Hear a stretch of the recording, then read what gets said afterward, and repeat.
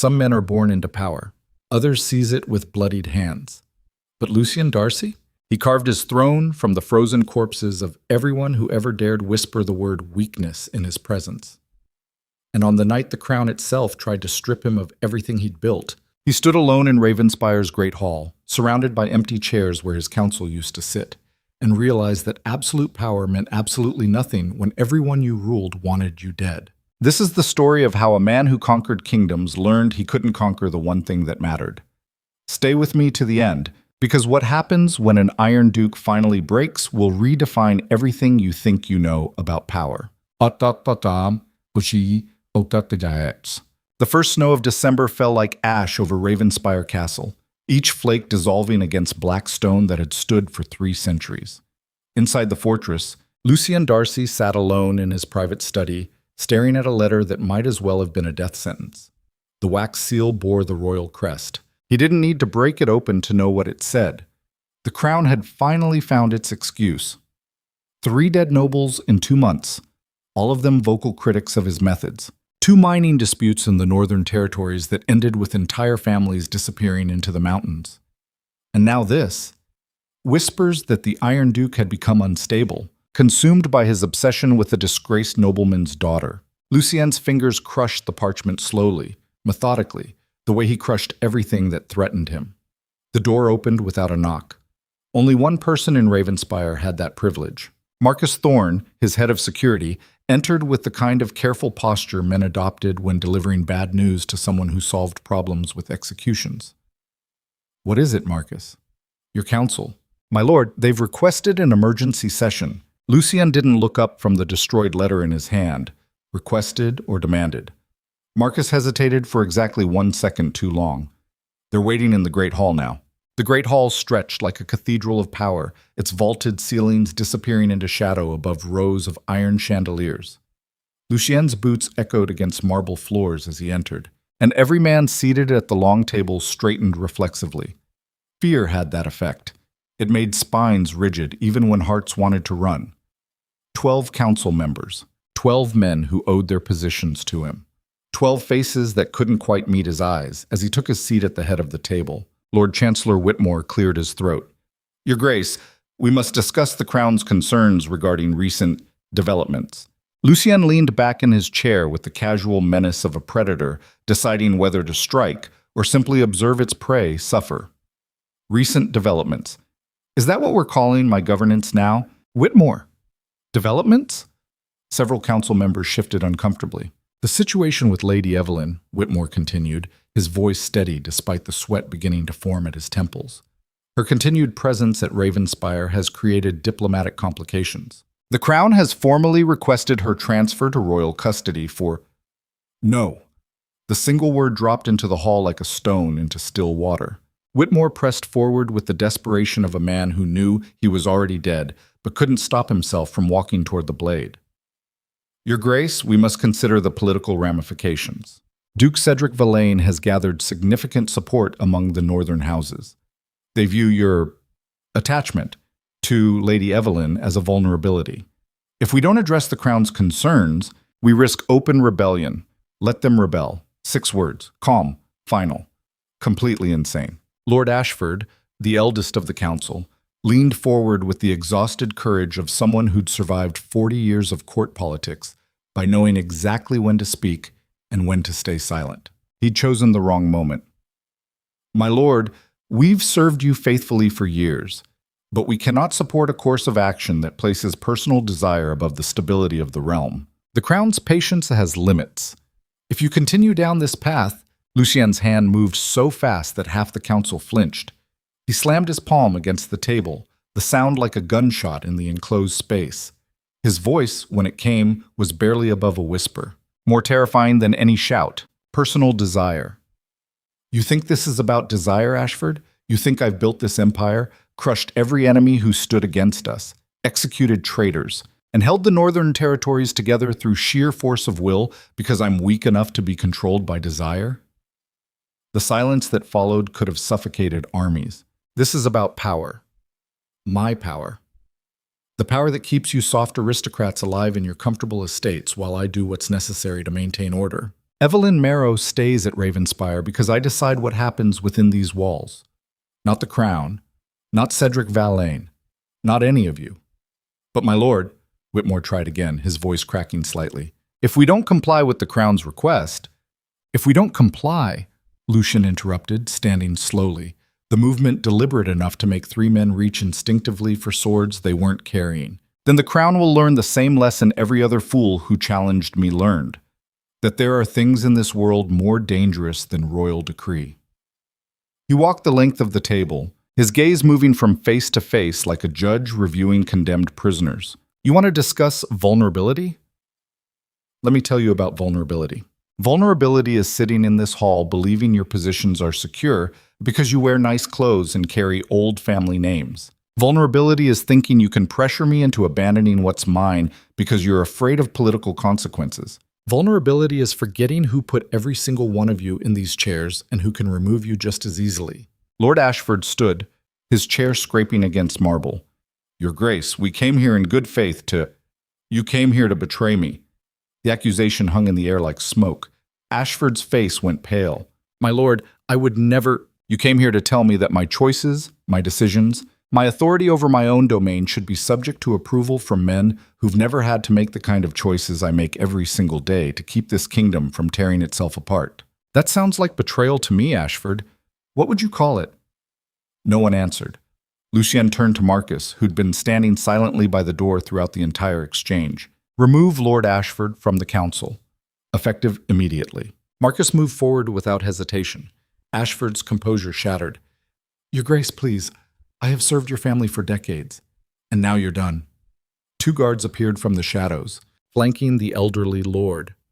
As they escorted him toward the door, Ashford's final words carried back across the hall. This will destroy you, Lucien. The crown won't tolerate this level of defiance. Cedric will use it against you. You're letting a woman cost you everything you've built. Lucien watched him leave with the same expression he might use watching a candle burn out. Unremarkable, expected, forgettable.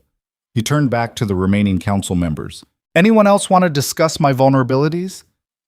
The silence was absolute. Meeting adjourned.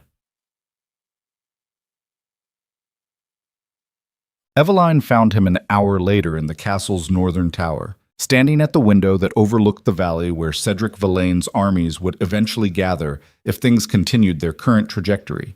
She didn't announce herself. She never did. One of the things that unsettled him most about her was how she moved through Ravenspire like she belonged there, like fear wasn't a language she spoke. You dismiss Lord Ashford, she said quietly. Lucien didn't turn around. News travels fast in this castle. He was trying to protect you.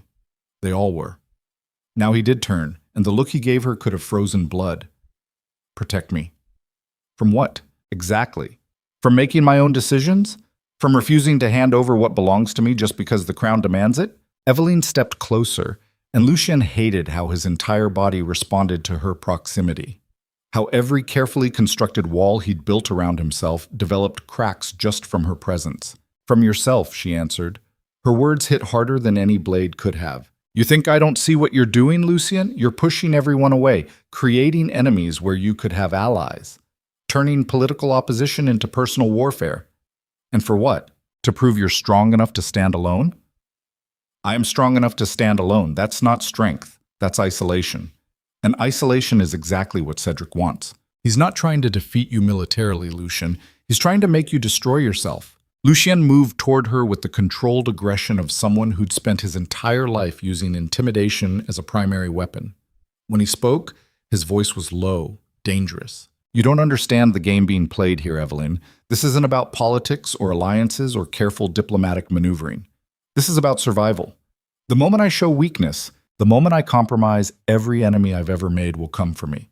And they won't just take my power. They'll take everything, including you. Then let me go. 4 words that felt like a knife between his ribs. Never. The single word came out harder than he intended, sharper, more possessive. He saw her flinch slightly, and something in his chest twisted painfully. This isn't about what you want, he continued, forcing himself to step back before he did something he'd regret. You're here because you're mine. Mine to protect. Mine to keep. Mine to control if necessary. That's not negotiable. Eveline's eyes darkened. So I'm just another possession? Another piece of property in your vast collection of things you've conquered? You're the only thing in this entire fortress that matters, and that terrifies me more than any army Cedric could ever raise.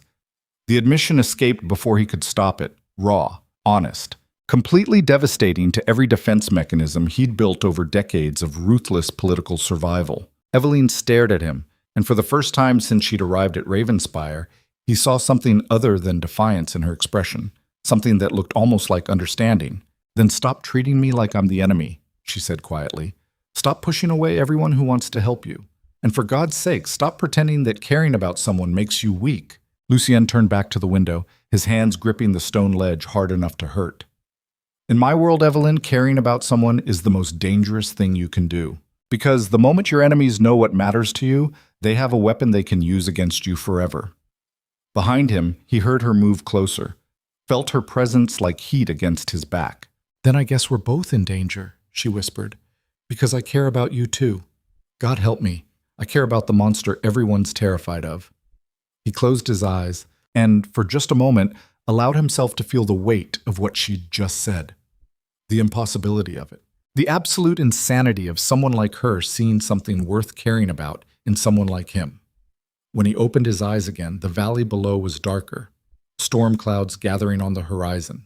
Marcus burst through the door with the kind of urgency that meant something had gone very, very wrong. "My lord, we have a situation." Lucien turned, his expression already hardening back into the mask he wore for the rest of the world.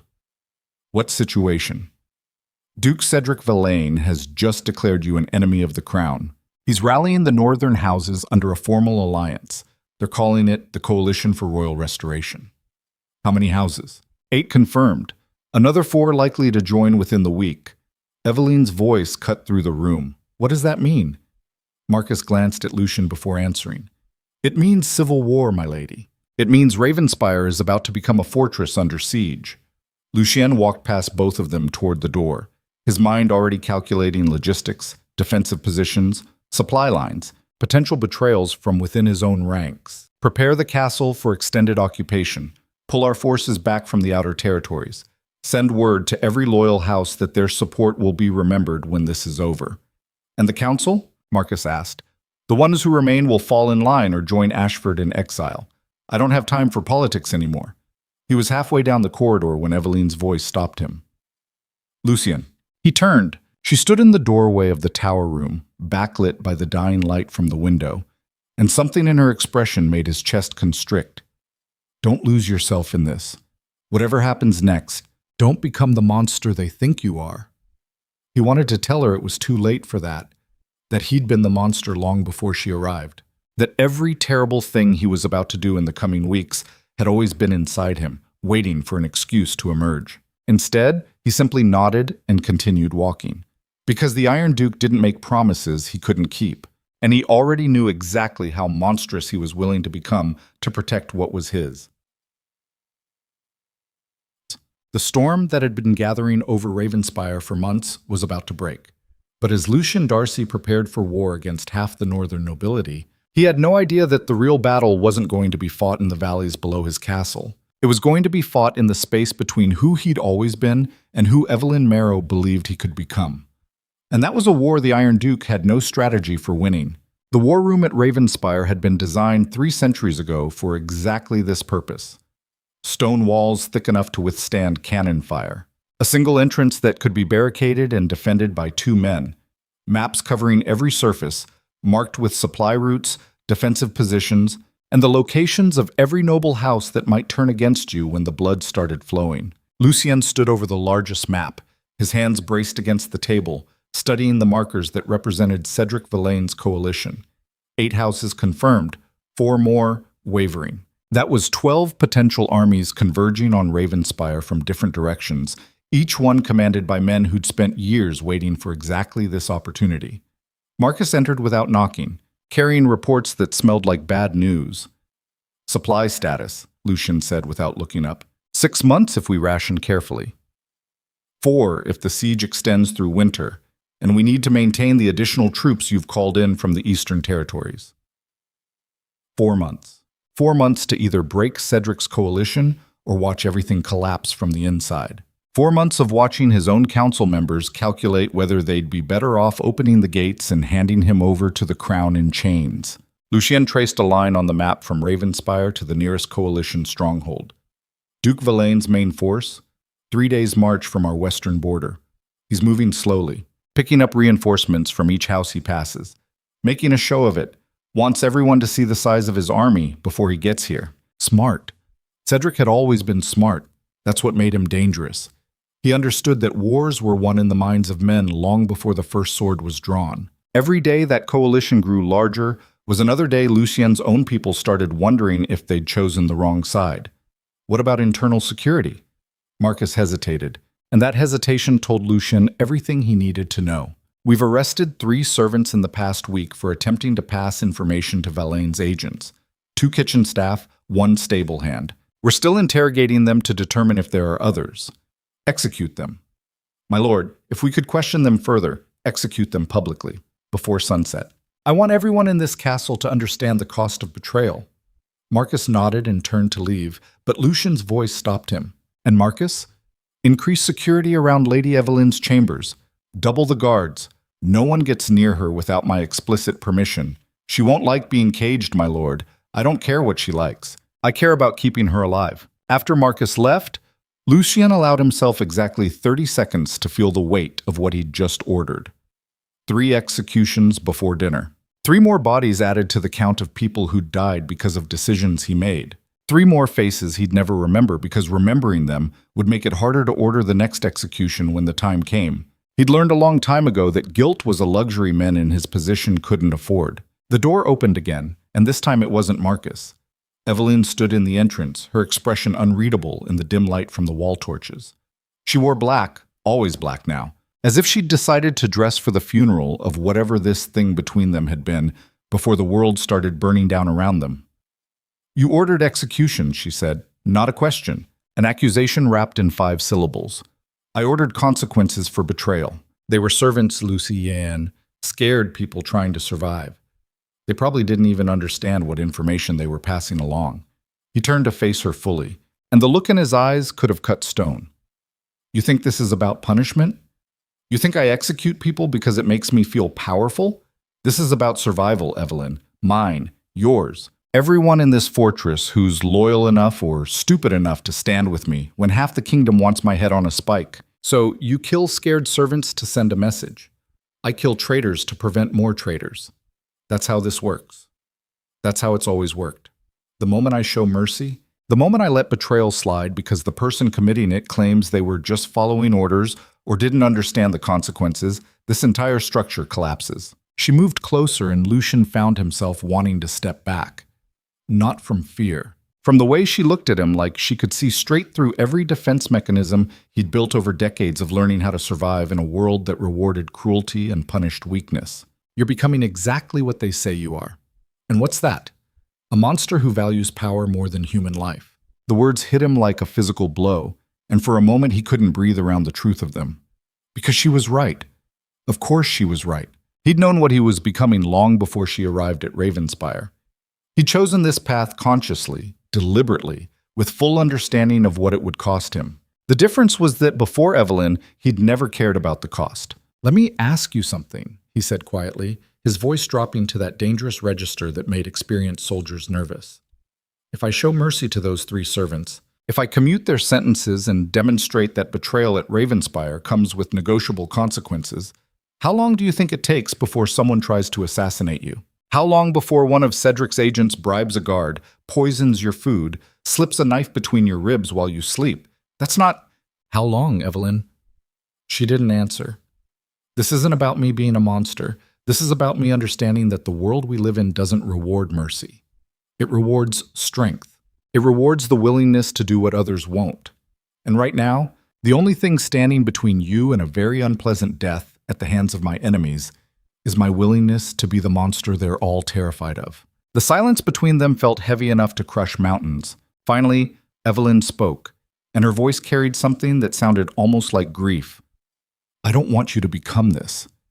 I don't want to watch you turn into something that can't be reached, can't be reasoned with, can't feel anything except the need to control everything around you. Then you should have stayed away from me. You should have kept your distance and let me remain exactly what I was before you arrived. A duke who ruled through fear and never had to question whether the price of survival was worth paying. Is it? Is it what? Worth paying. This price. Executing servants. Pushing away everyone who tries to help you. Turning yourself into exactly the kind of tyrant that Cedric claims you are. Lucien moved toward her with the predatory grace of someone who'd spent his entire life learning how to move through space like a weapon. When he spoke, his voice was barely above a whisper. If the price of keeping you alive is becoming a tyrant, then yes, it's worth paying. If the price is executing every traitor in this castle, it's worth paying. If the price is watching the entire kingdom burn to ash, it's worth paying. Because you're the only thing in this world that makes any of this matter. The confession hung between them like smoke. Eveline's eyes glistened, but she didn't cry. She never cried. That was another thing that unsettled him about her. The way she faced everything with dry eyes and a steady voice, even when the world was falling apart. You can't protect me from everything, she said softly. Watch me. The executions happened at sunset in the main courtyard, with the entire household assembled to witness. Lucien stood on the raised platform beside the executioner, his expression carved from granite, while 3 servants were led forward in chains. He didn't give a speech, didn't explain their crimes or justify the sentences, just nodded once, and the headsman's axe fell 3 times in quick succession. The message was received. That night, 2 more servants attempted to flee Ravenspire and were caught at the northern gate. Marcus brought them to Lucien's study in shackles, their faces pale with terror. Please, my lord, one of them begged, a young woman barely 20. We weren't passing information. We were just trying to leave before the fighting starts. We have family in the villages. You had family in the villages, Lucien interrupted. Now you have a choice. Return to your posts and serve loyally, or join the others who thought leaving was an option.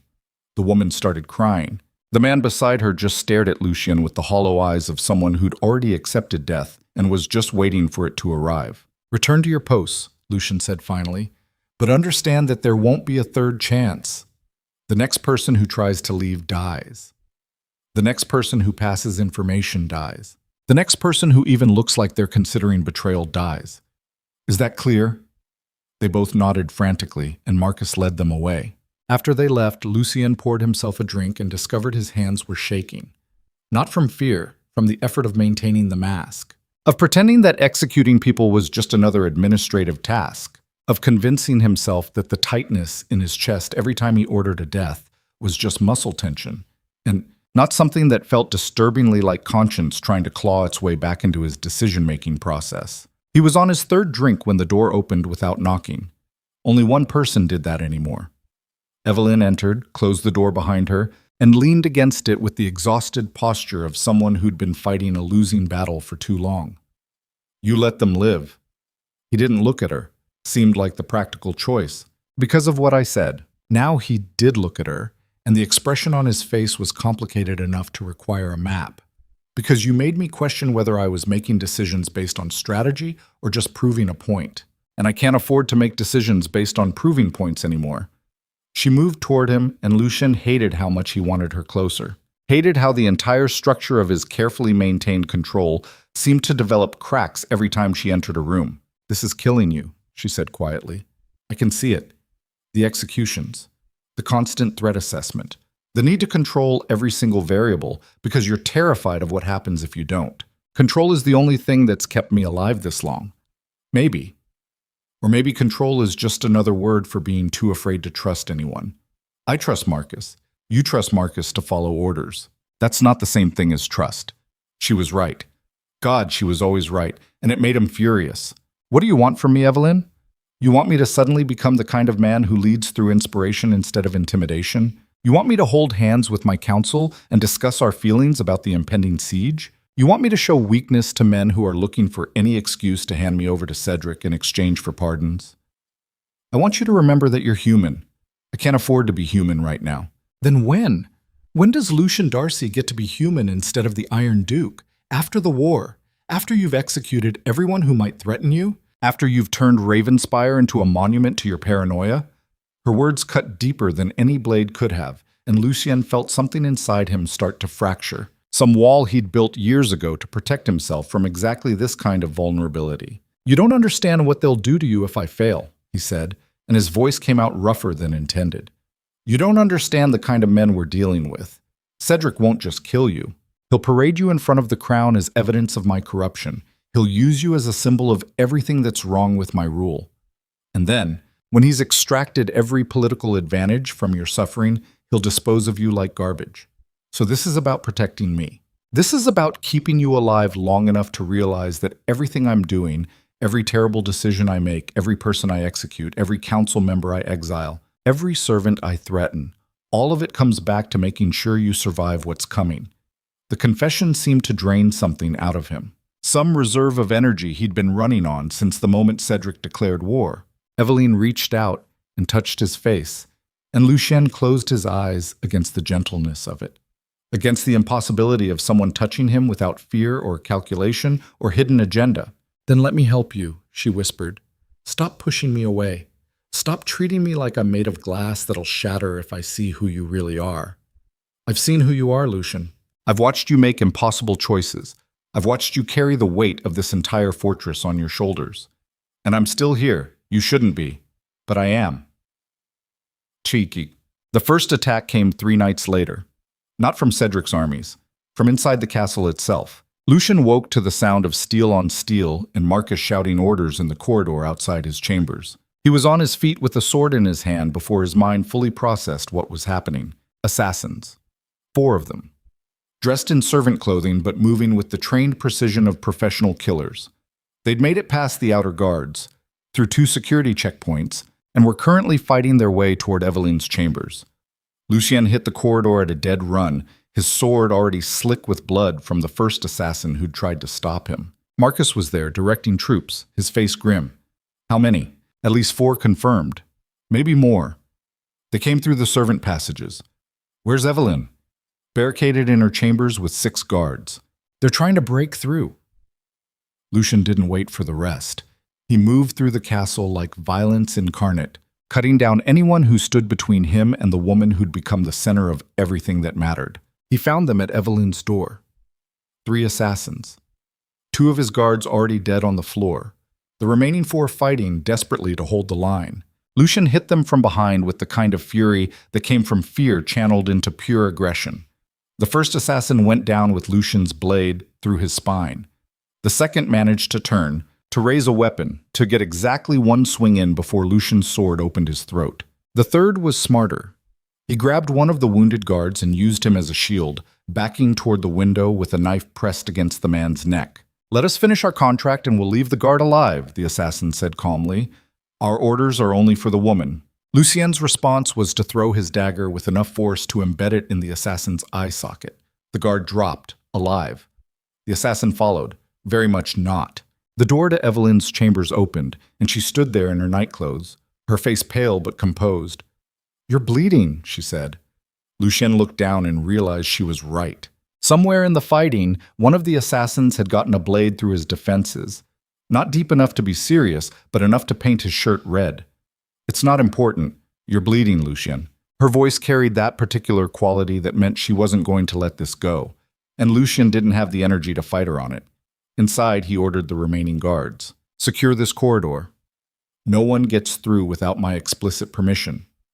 They entered her chambers, and Eveline closed the door, locked it, and turned to face him with an expression that made his chest tighten. "How bad is it?" "Bad enough that they got inside. Bad enough that they made it to your door. Bad enough that if I'd been 30 seconds slower..." He couldn't finish the sentence. Eveline moved toward him and started unbuttoning his blood-soaked shirt with steady hands. The wound beneath was a long, shallow cut across his ribs, painful but not life-threatening. She cleaned it in silence, her fingers gentle against his skin, and Lucien found himself watching her face instead of paying attention to the wound, memorizing the curve of her jaw, the way her hair fell across her forehead, the small scar near her left ear that she'd gotten as a child and never explained. "They're going to keep coming," he said quietly. "Cedric won't stop sending assassins until one of them succeeds. Then we leave." "Leave?" "Ravenspire. The kingdom. Everything. We disappear and let them fight over the ruins." Lucien caught her wrist, stopping her hands. "You don't mean that. don't I? What's here worth dying for, Lucien? Your title? Your power? Your reputation as the Iron Duke? Because from where I'm standing, all of that seems pretty worthless compared to staying alive. This is my home. This is your prison. The words hit harder than the assassin's blade had. You built these walls to protect yourself, Eveline continued, her voice steady. But somewhere along the way, they stopped being protection and started being a cage. You can't leave. You can't trust anyone. You can't show weakness or mercy or basic human emotion because you're terrified that the moment you do, everything you've built will collapse. That's because it will. Then maybe it should. The suggestion felt like heresy. Lucien stepped back, putting distance between them, needing space to think without her presence scrambling his ability to make rational decisions. You don't understand what you're asking me to give up. I understand perfectly. I'm asking you to choose between power and life, between being the Iron Duke and being Lucien Darcy, between ruling over people who hate you and walking away with someone who actually gives a damn whether you live or die. I can't just abandon. Why not? Who's stopping you? Your council that betrayed you? Your nobles who are actively trying to kill you? The crown that wants your head? Or is it just your pride that won't let you admit that sometimes the bravest thing you can do is walk away? This isn't about pride. Then what is it about? He wanted to say duty, honor, responsibility, all the words men use to justify staying in situations that were slowly destroying them. Instead, what came out was the truth. I don't know how to be anything except this. The admission felt like losing. Eveline moved closer, and this time when she touched him, it wasn't to tend a wound. It was to make him look at her, to force him to see the expression on her face when she spoke. Then learn. You learned how to be the Iron Duke. You can learn how to be something else. Someone else. Someone who doesn't have to execute servants and fight off assassins and calculate the loyalty probability of every person who enters a room. And if I can't, then we both die here. You at the hands of your enemies, me at the hands of yours. And whatever this thing is between us dies with us. Is that what you want? Is your pride worth that price? Lucien closed his eyes, and for the first time in longer than he could remember, he let himself feel the weight of every decision he'd made, every execution, every betrayal, every time he'd chosen power over humanity. It felt like drowning. When he opened his eyes again, Eveline was still there, still watching him with that expression that suggested she could see straight through every defense he'd ever built. I need time, he said finally. Time is the one thing we don't have. Cedric's armies will be at our gates within the week. If we're going to leave, it has to be now, tonight, before the siege starts and we're trapped here. You're serious about this, completely. Lucien turned away, walked to the window, looked out over the valley where torches were already visible in the distance. Cedric's advance forces, the beginning of the end. If we run, every enemy I've ever made will hunt us for the rest of our lives. If we stay, we're dead within the month. Those aren't the only options. Eveline's voice came from directly behind him. Then what's the third option? Fight, not defensively, not from behind these walls. Hunt down Cedric before his coalition fully forms. Strike first. Strike hard enough that the other houses reconsider their involvement. That's suicide. That's survival. Cedric expects me to hide behind Ravenspire's walls and wait for him to starve me out. He expects me to play the defensive game while he picks apart my support base. He doesn't expect me to ride out with every loyal soldier I have and bring the war directly to him. You can't win that fight. I can't win any fight if I stay here waiting to be killed. At least this way I'm making the choice on my terms. Eveline was quiet for a long moment, and when she finally spoke, her voice carried something that sounded like resignation. You're not going to leave, are you? No matter what I say, no matter how much sense it makes. You're going to stay here and fight because that's who you are. Lucien turned to face her, and the expression on his face was raw enough to cut. I'm going to fight because it's the only way to keep you safe. Running puts us at the mercy of whoever finds us first. Hiding makes us targets for every assassin Cedric can hire. But if I break his coalition before it's fully formed, if I make the cost of opposing me high enough that the other houses think twice, they'll still want you dead. Breaking Cedric doesn't change that. No. But it buys us time. Time to consolidate power. Time to negotiate with the crown. Time to build something strong enough that our enemies think twice before moving against us. Or it gets you killed and leaves me alone in a world full of people who blame me for everything you've done. Then you'll survive. You're stronger than you think. stronger than I am in ways that matter. That's not... The door exploded inward. Not metaphorically, literally exploded, blown off its hinges by some kind of explosive charge that filled the room with smoke and splinters. Through the haze came 6 men in black, moving with military precision, swords drawn. Not assassins this time, soldiers. Cedric's personal guard based on the insignia barely visible through the smoke. Lucian's sword was up and moving before his conscious mind registered the threat. The first soldier went down clutching his throat. The second managed to get a blade up in time to parry, but Lucian's follow-through drove him back through the doorway into the corridor beyond. Behind him, Evelyn screamed, and Lucian turned to see 2 soldiers dragging her toward the shattered door. The world went red. What happened next, Lucian would never fully remember. Only fragments. His sword opening one soldier from shoulder to hip, his bare hands crushing another's windpipe, the wet sound of steel finding flesh, the smell of blood and smoke and fear. When clarity returned, all 6 soldiers were dead. Evelyn was safe in the corner, and Lucien was standing in the center of the carnage, breathing like he'd run miles. Marcus appeared in the doorway with a dozen guards, took one look at the scene, and his face went pale. "My lord, the entire castle is under attack. They came through the drainage tunnels. At least 40 soldiers, maybe more. How did they get past our defenses? Someone opened the tunnel gates from the inside. Betrayal. Again. Always betrayal." Lucian looked at Evelyn, saw the fear in her eyes, saw the way she was looking at him like he'd become exactly the monster she'd warned him about, and something inside him made a decision that felt like jumping off a cliff. "Marcus, prepare horses. Enough for 20 riders. Full supplies for a week's hard travel." "My lord, we're leaving. Tonight. Anyone loyal who wants to come can come.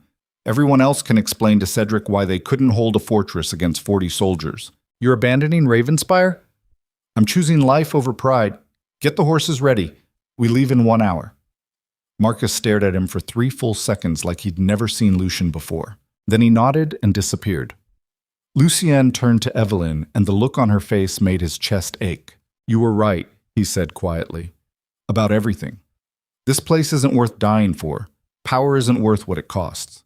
And I'd rather spend the rest of my life running with you than one more day ruling over people who want me dead." Evelyn crossed the space between them and kissed him hard enough to hurt. When she pulled back, her eyes were bright with something that might have been tears, or might have been hope. "Where will we go?" "Anywhere that isn't here. Somewhere they won't look for the Iron Duke because the Iron Duke doesn't run. Somewhere we can figure out how to be human again. And if they find us, then we fight. Together. No more secrets. No more pushing each other away. No more choosing power over the one person who actually matters." She kissed him again, softer this time, and Lucien allowed himself exactly 30 seconds to feel what it meant to choose something other than survival at any cost. Then the sound of fighting grew louder in the corridor outside, and reality came crashing back.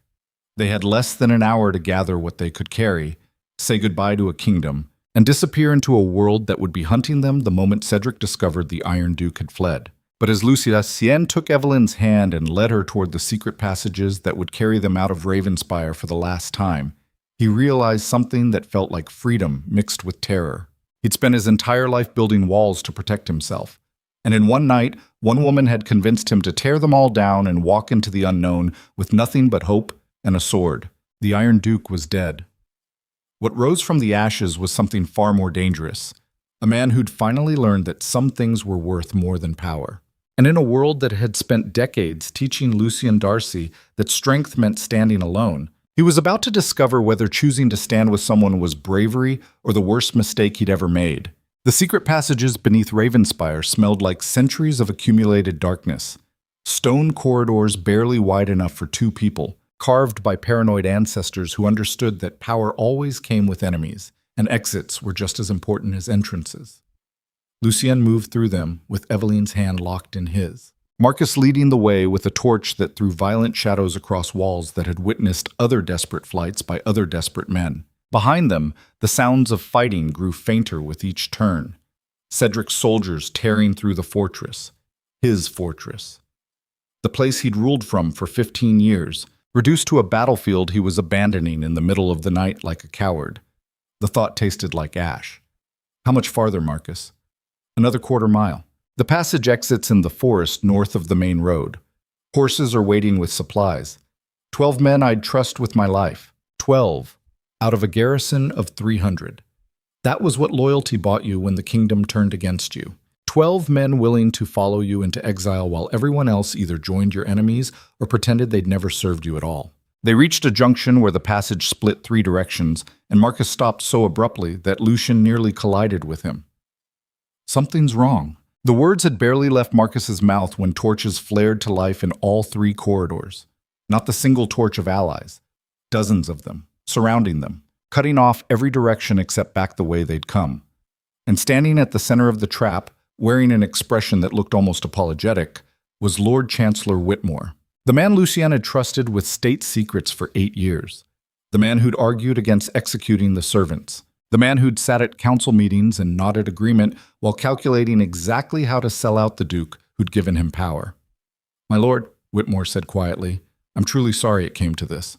Lucian's sword was already drawn, his body positioned between the Betrayal and Eveline. His voice, when it came out, was colder than the winter air seeping through the stone walls. "How long?" "How long what, Your Grace? How long have you been working for Cedric?" Whitmore had the decency to look uncomfortable.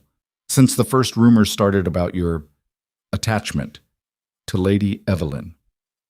Duke Valane approached me privately, made certain guarantees about my position in the new order, promised that cooperation would be rewarded and resistance would be remembered. So you sold me out for a title that won't mean anything once Cedric consolidates power and realizes he doesn't need allies anymore.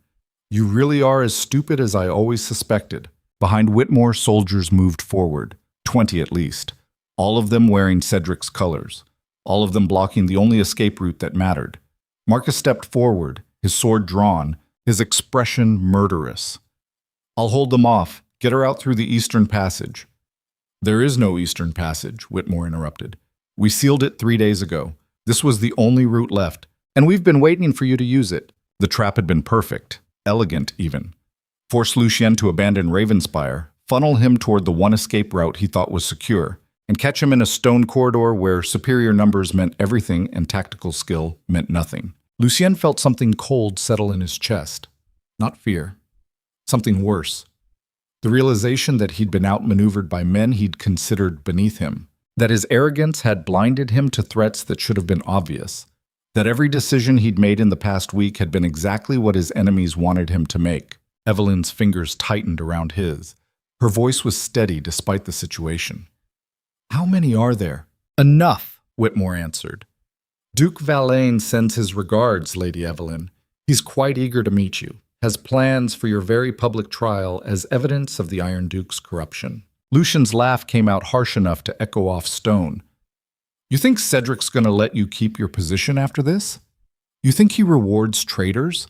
Men who betray their lords are useful right up until they're not. Then they become liabilities that need to be eliminated. Perhaps. But that's a problem for tomorrow. Tonight, you're coming with us. Both of you. Alive, preferably. But Duke Valane was very clear that dead works just as well for his purposes." Marcus moved closer to Lucian, his voice dropping to barely a whisper. "I can buy you maybe 30 seconds. There's a maintenance shaft 2 corridors back. Narrow.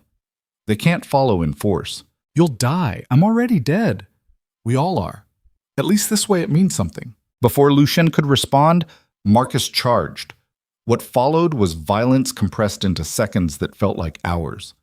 Marcus hit the line of soldiers like a battering ram, his sword work brutal and efficient. 2 men went down immediately. A third stumbled back, clutching a ruined shoulder. The corridor filled with the sound of steel on steel and men screaming. "Run!" Marcus shouted over the chaos. Lucian grabbed Eveline and ran. Behind them, Marcus's voice rose above the fighting and then cut off suddenly in a way that made Lucian's chest constrict. No time to mourn.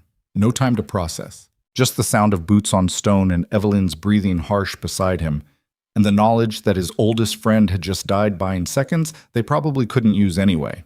The maintenance shaft Marcus mentioned was exactly where he'd said it would be. A narrow opening in the wall, barely wide enough for one person, leading down into darkness that smelled like rat corpses and standing water. Lucian pushed Eveline toward it. "Go. I'll hold them off long enough for you to reach the bottom. Not without you. This isn't negotiable. I said not without you. Her voice carried that particular quality that meant she'd fight him on this, even with soldiers closing in from behind. And Lucien realized with horrible clarity that they were both going to die in this corridor, arguing about who got to sacrifice themselves for the other. The decision was made for him when Whitmore's voice echoed from too close behind them. "There's nowhere to go, Your Grace. The shaft leads to a drainage culvert that empties into the river. We have men waiting at both ends. Surrender now, and I give you my word that Lady Evelyn will be treated with dignity. Your word means less than nothing.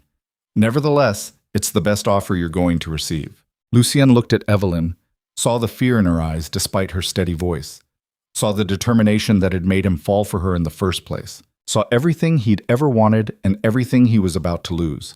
He made a decision that felt like dying. "If I surrender," he called back to Whitmore, "Evelyn goes free. Safe passage to wherever she wants. No pursuit, no trial, no political theater for Cedric's benefit." The silence from behind them stretched long enough to hurt. Finally, Whitmore spoke, and his voice carried something that might have been genuine regret. "You know I can't guarantee that. Duke Villain wants both of you. Then you're going to have to kill us both, because I'm not letting you take her alive." The threat hung in the air like smoke. Lucien raised his sword to Evelyn's throat, the blade steady despite the sickness churning in his gut, and watched Whitmore's face go pale in the torchlight. "You're bluffing. Try me. You've known me for 8 years, Whitmore. Have I ever bluffed about anything?" Behind Whitmore, soldiers shifted nervously. One of them, braver or stupider than the others, started to move forward, and Lucien pressed the blade just hard enough to draw a thin line of blood across Evelyn's neck. She didn't flinch, didn't make a sound, just stood there with her eyes locked on his, trusting him in a way that made his chest feel like it was caving in. "Last chance," Lucien said quietly. "Let her walk out of here, or I finish this right now, and you explain to Cedric why his grand plan to humiliate me publicly ended with both of us dead in a maintenance corridor." Whitmore looked genuinely torn, a man trying to calculate odds while staring at a situation that had spiraled completely out of his control. "You'd really kill her, the woman you abandoned your kingdom for, without hesitation, because death is better than what Cedric has planned for her." The truth of it resonated in Lucien's voice. The absolute certainty that he'd cut Evelyn's throat himself, rather than let her suffer whatever theatrical torture Cedric was planning.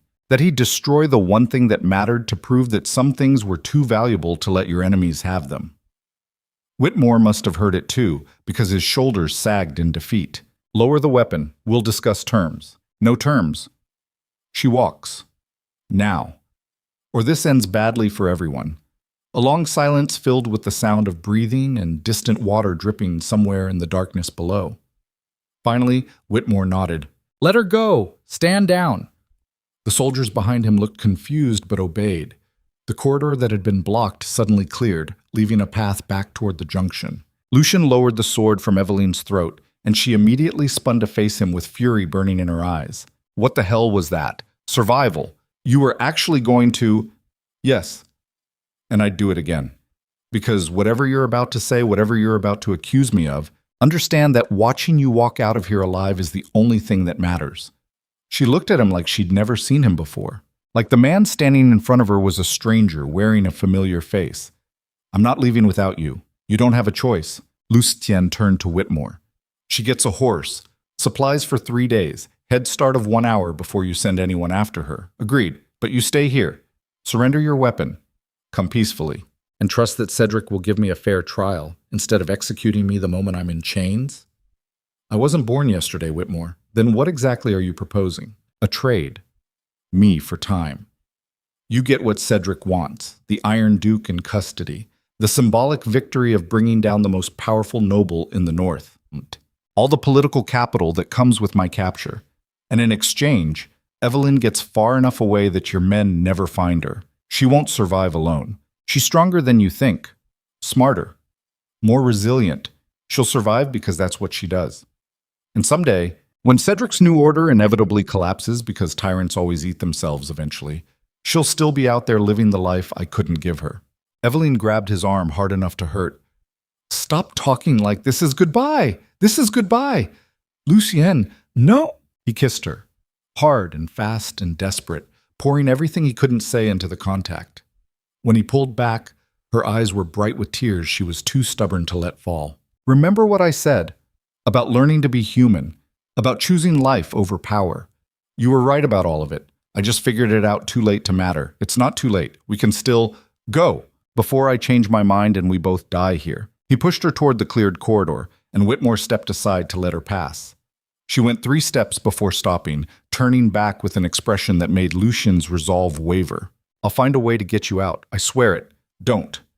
Live, Evelyn. That's all I want. Just live and forget about the monster who ruined your life. You didn't ruin my life. You saved it." The words hit harder than any weapon could have. Then she was gone, running back through the corridor toward freedom, and Lucian watched until she disappeared around the corner before turning back to face Whitmore and the soldiers and the consequences of every choice he'd made. He let the sword clatter to the stone floor. "I surrender." "Fuck." They dragged him through Ravenspire in chains. Not quickly, not efficiently, slowly. Through every corridor and hall and courtyard where people could see, where servants and soldiers and council members could witness the Iron Duke reduced to a prisoner in his own fortress, where the message was clear: power meant nothing when the tide turned against you. Cedric was waiting in the Great Hall. He'd already claimed Lucian's chair at the head of the table, already positioned himself as the new authority, already begun the performance of being the noble duke who'd saved the kingdom from a tyrant. He looked up when Lucian was brought in, and the smile on his face was genuine enough to be disturbing. The Iron Duke, in chains. I genuinely didn't think Whitmore could pull it off. Lucian didn't respond, just stood there with blood drying on his clothes and manacles cutting into his wrists, studying the man who'd spent 5 years positioning pieces for exactly this moment. Cedric stood circled around the table with the casual confidence of someone who'd already won. "You know what's interesting? All those years you ruled through fear and intimidation, and in the end, it was compassion that destroyed you. Your weakness for that girl. The one thing you couldn't control. Her name is Evelyn. I don't care what her name is. I care that you threw away an empire for her, that you abandoned Ravenspire, fled through secret tunnels, and walked straight into a trap because you were too busy protecting her to think strategically." Lucian met Cedric's eyes without flinching. "Where is she?" "Gone. Your man Whitmore kept his word about that much. She's somewhere in the forest with a horse and supplies and absolutely no chance of survival beyond the week. But she's free, which is apparently what you wanted." Something in Lucian's chest loosened slightly. Not relief, just the cold comfort of knowing that at least one thing had gone according to plan. Cedric moved closer, studying Lucian's face like he was examining a painting. "The crown wants you executed publicly. Grand spectacle in the capital. Example for other nobles who might consider putting personal loyalty above royal authority. They've already prepared the scaffold. How efficient of them. But I convinced them to delay. Told them you might be more valuable alive. Source of intelligence about other potentially disloyal houses. Witness against your own council members. That sort of thing. You want me to betray people. I want you to understand your new position in the world. You're not the Iron Duke anymore. You're a traitor in chains waiting to find out if his execution will be quick or drawn out over weeks. Cooperation might influence that timeline." Lucian's laugh came out rough. "You really think I'm going to give you information? After everything you've done? After Marcus died buying time for Evelyn to escape? After you turned my own chancellor against me? I think you're going to do whatever keeps you breathing one more day. That's human nature, survival over principle. It's the same calculation you've made your entire life, just from a different position." The observation cut deeper than Cedric probably realized. Because he was right. Lucian had spent decades making compromises, executing people, betraying allies when necessary, all in service of survival. He'd built an empire on the principle that staying alive mattered more than staying clean. That power justified any action required to maintain it. Now someone was offering him the same deal from the other side of the table. "I need time to think about this." Cedric smiled. "Of course. Take all the time you need. You'll be in the dungeons. Comfortable enough.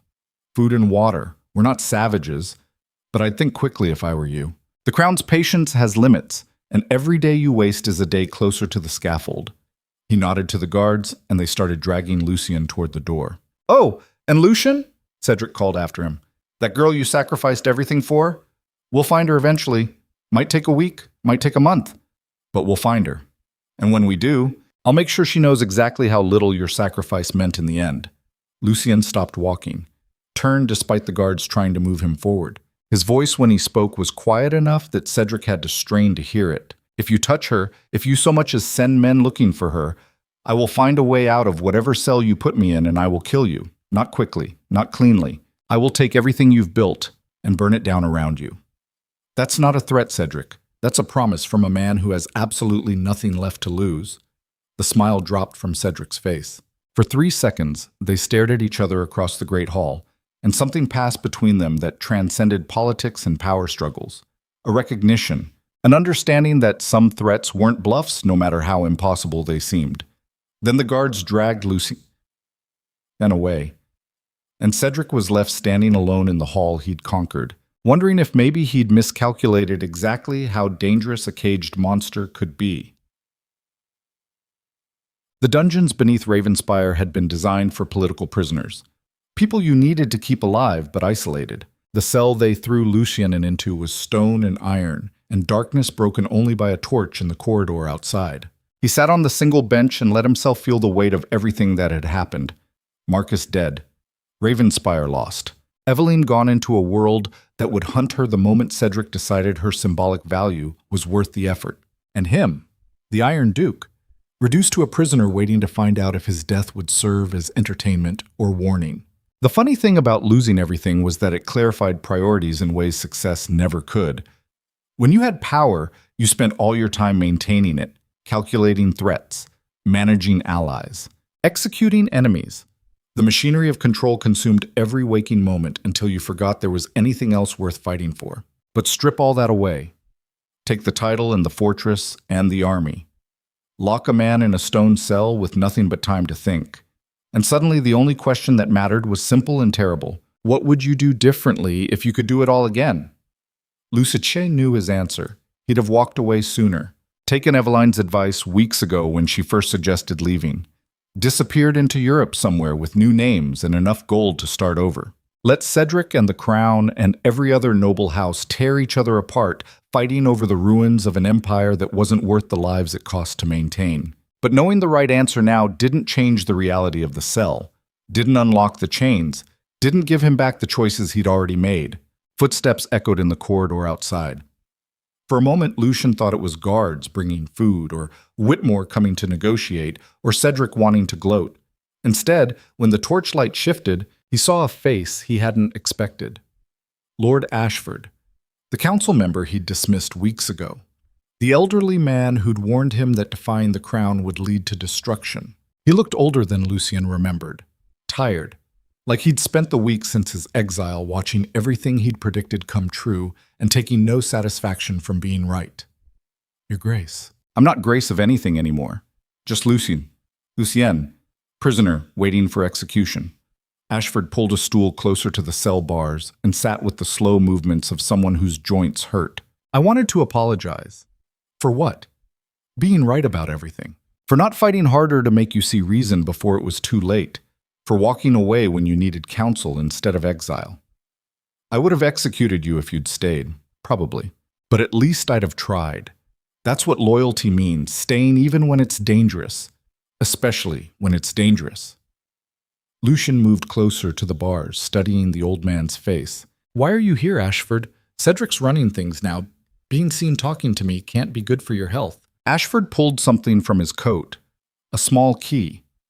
Tossed it through the bars where it landed at Lucien's feet with a soft metallic clink. What is this? The Eastern Maintenance Tunnel, the one Whitmore said they'd sealed. He lied. Still open. Leads to the river about a mile downstream from the main fortress. There's a boat waiting, supplies for 2 weeks. Enough gold to get you across the border into France. Lucien stared at the key like it might be poisoned. This is a trap. If I wanted to trap you, I'd have let Cedric's men do it. I'm here because someone needs to make the smart choice since you've proven spectacularly bad at making them yourself. Why would you help me? I threw you out, humiliated you in front of the entire council, because I served your father before you, watched you grow up, saw you turn into exactly the kind of ruler the North needed, even if the methods were sometimes brutal. And because that girl, the one you sacrificed everything for, she deserves better than watching you die on a scaffold for the crime of caring about her. Evelyn. She came to me 3 days ago, before any of this started. Asked me if there was anyone in your council who might help if things went bad. I told her no. Told her you'd burned every bridge and betrayed every ally, but she didn't give up, kept asking, kept pushing. Finally wore me down enough that I agreed to watch. Wait, see if there was anything I could do when the inevitable happened. Lucian felt something in his chest crack.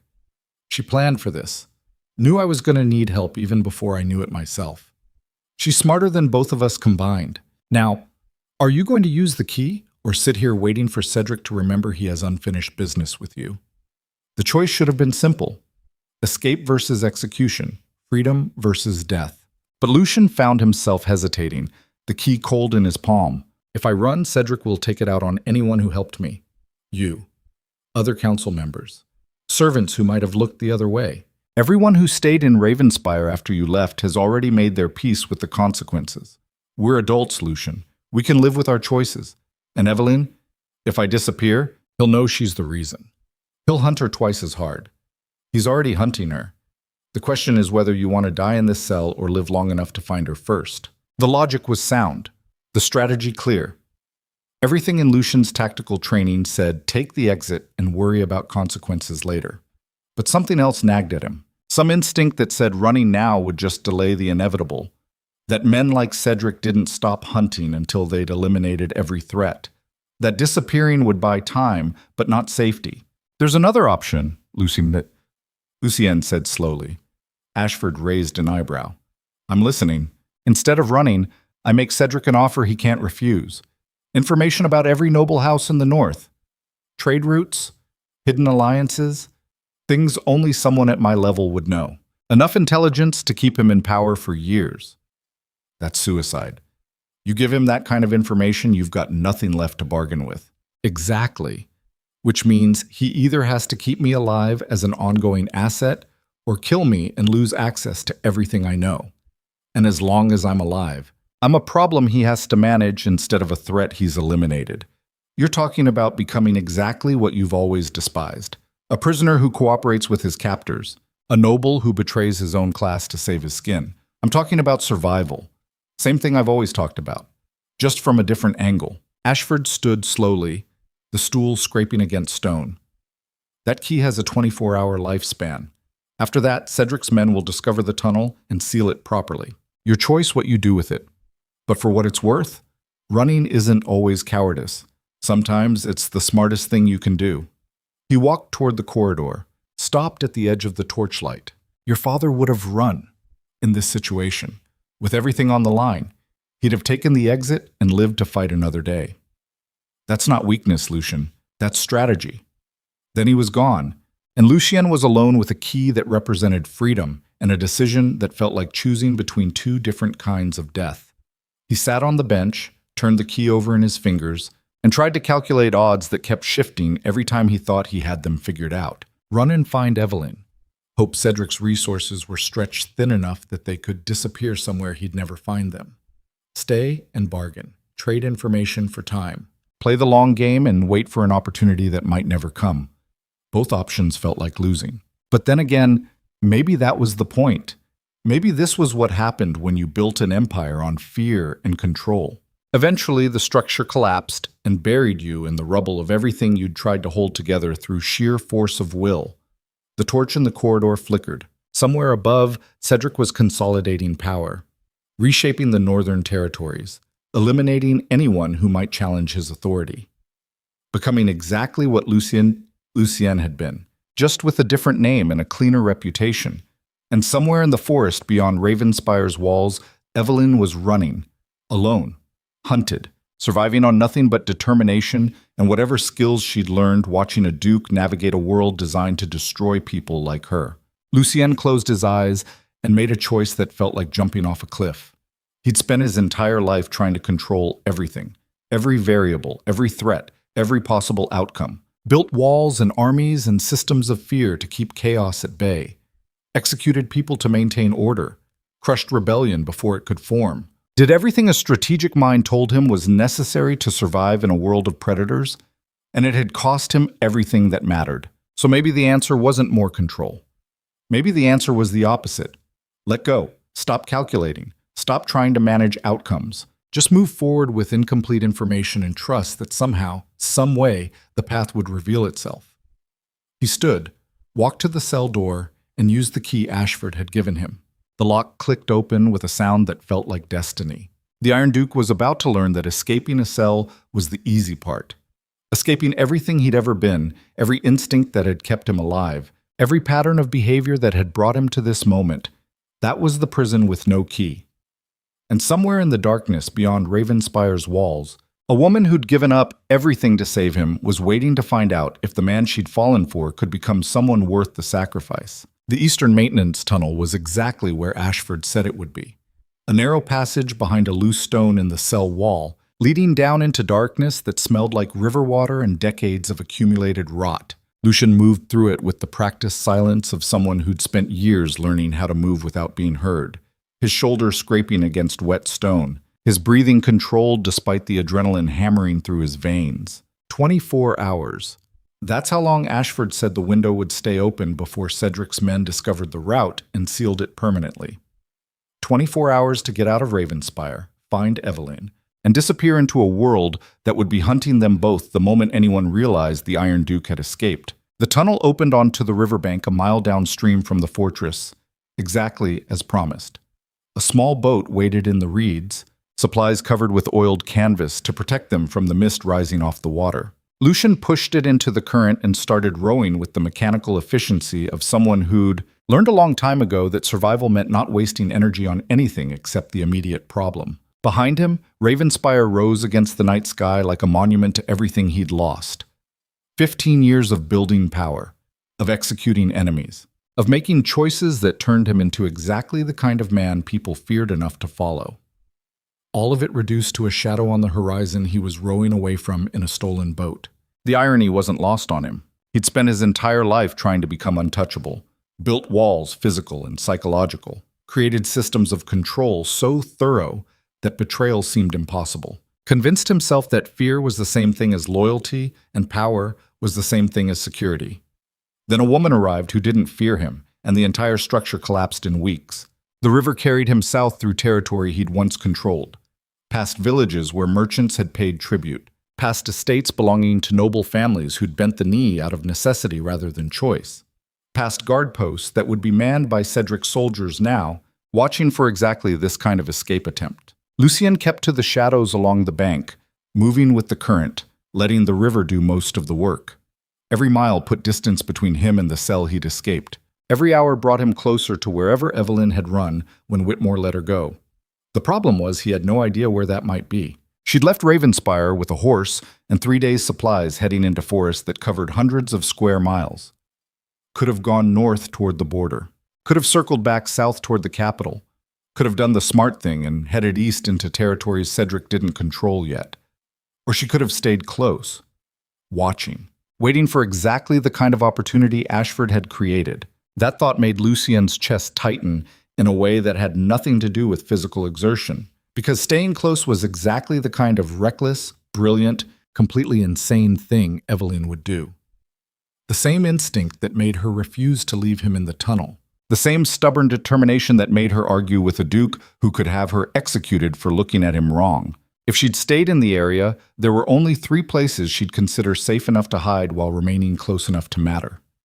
The old hunting lodge 15 miles north, the monastery ruins in the hills to the west, or the village of Thornwood, where a contact of Marcus's ran a tavern that had served as a safe house for intelligence operations. Lucian pointed the boat toward shore and started calculating which location made the most tactical sense.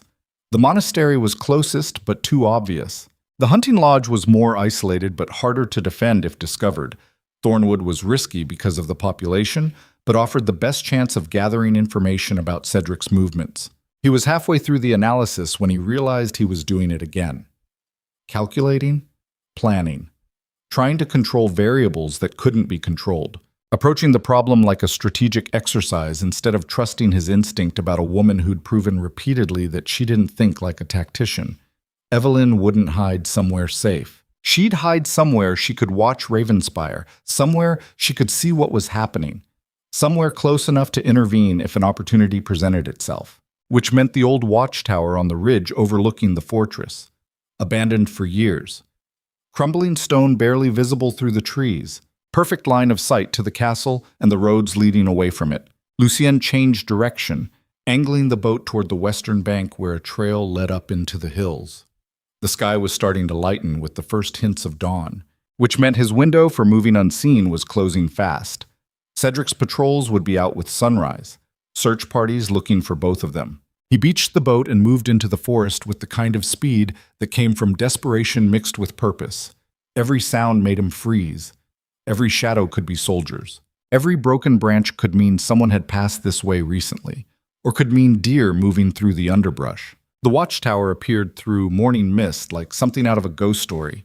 3 stories of crumbling stone covered in vines, the roof long since collapsed, windows empty of glass. The kind of place sensible people avoided because it looked haunted and felt wrong. Eveline was sitting against the wall on the second floor, wrapped in a cloak that had seen better days, a stolen crossbow across her lap. She looked up when Lucien appeared in the doorway, and the expression on her face went from relief to fury in the space of a heartbeat. "You escaped." 3 words, flat, accusatory.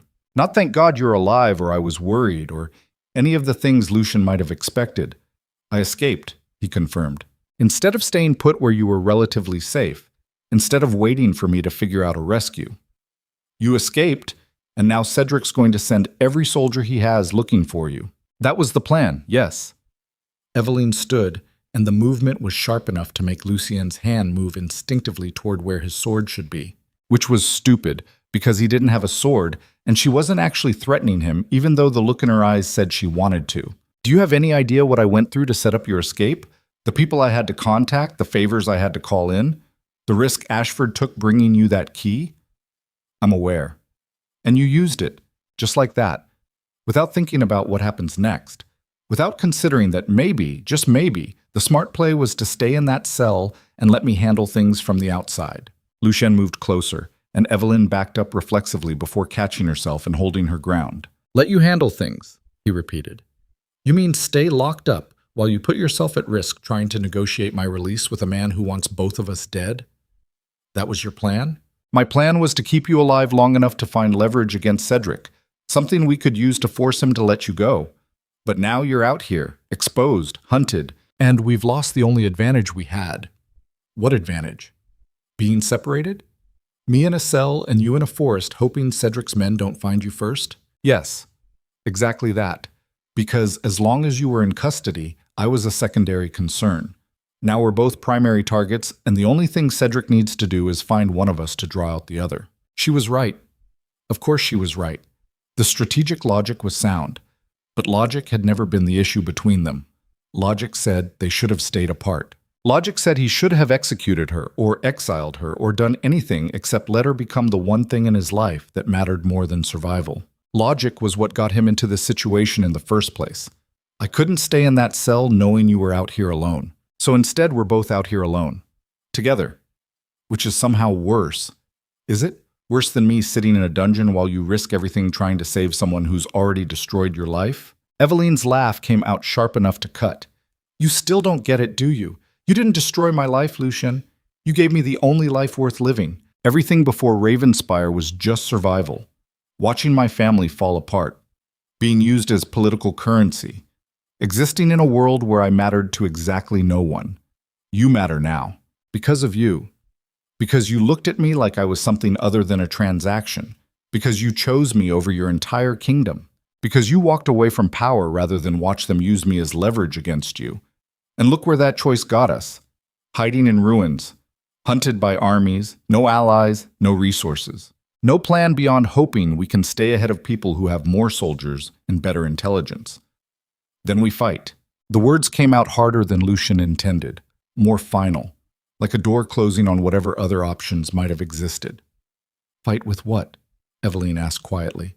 "We don't have weapons. We don't have men. We don't have anything except whatever you salvaged from that boat and whatever I stole from Ravenspire before they sealed the gates. We have something better. We have the truth about what Cedric's really planning." Eveline went very still.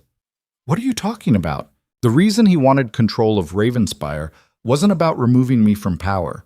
It was about access to the northern mining operations, the silver deposits in the territories I controlled. He's been negotiating with foreign buyers, planning to sell crown resources to finance a coup against the king himself. How do you know this?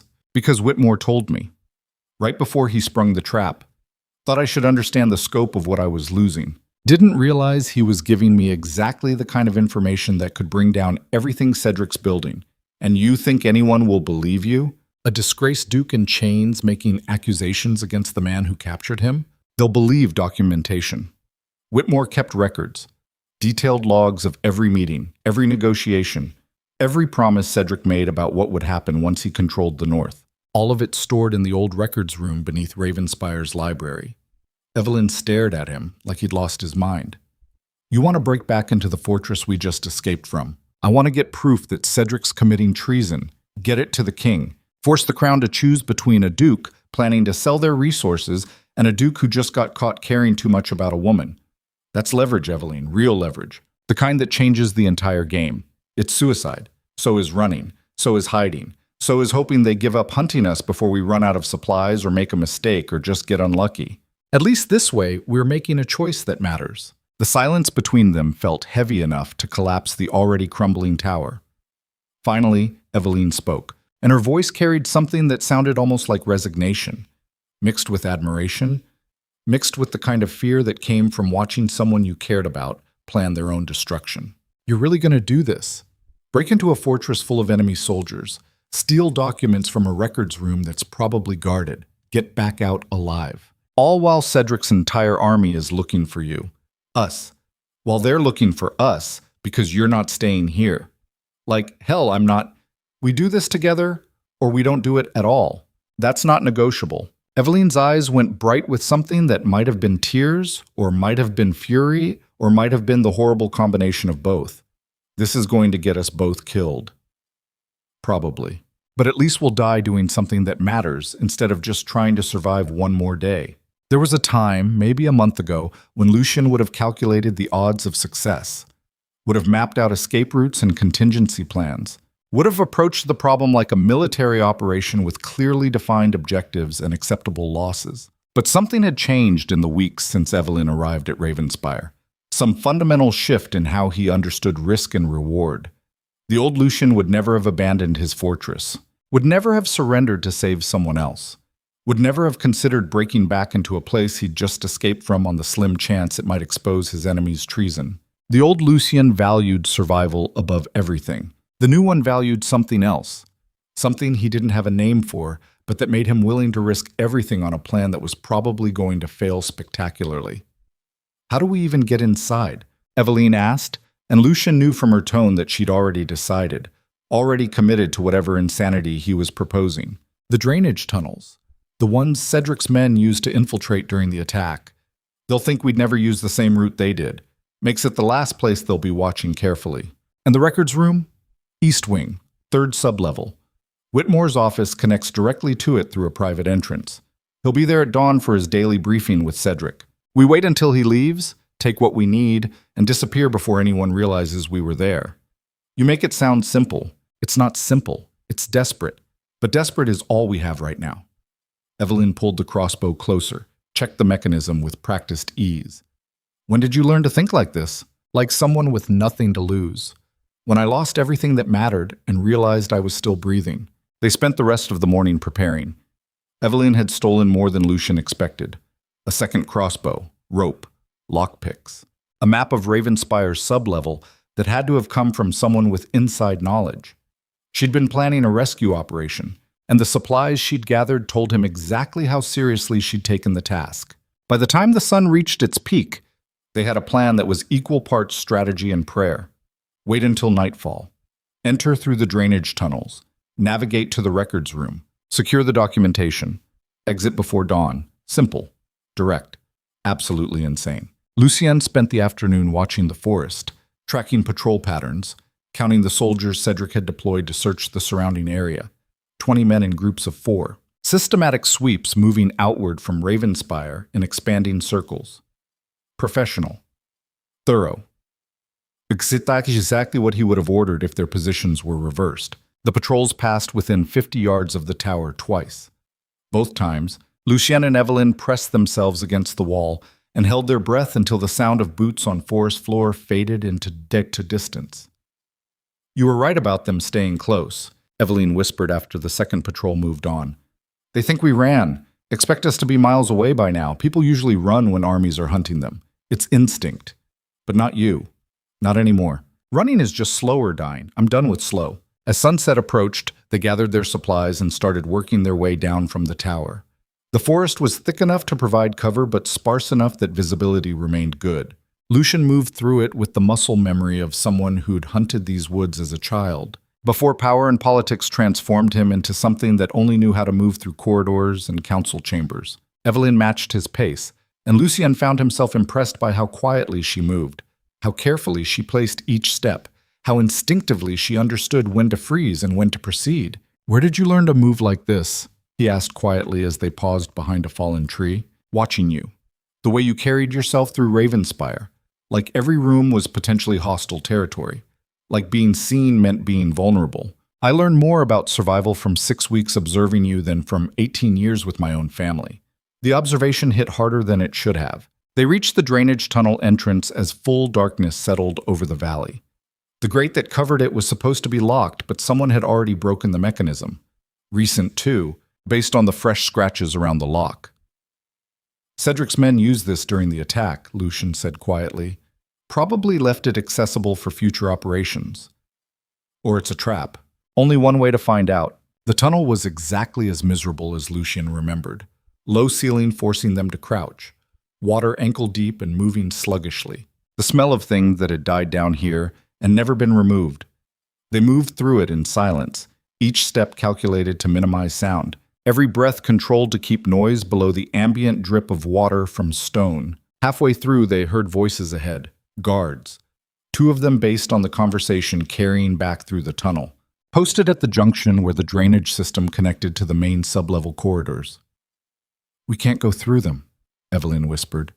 "We don't have to. There's a maintenance shaft about 20 feet ahead. Leads up to the library storage level. We can bypass the junction entirely." The shaft was where Lucien remembered. A vertical climb through darkness with handholds that had been carved into stone 2 centuries ago.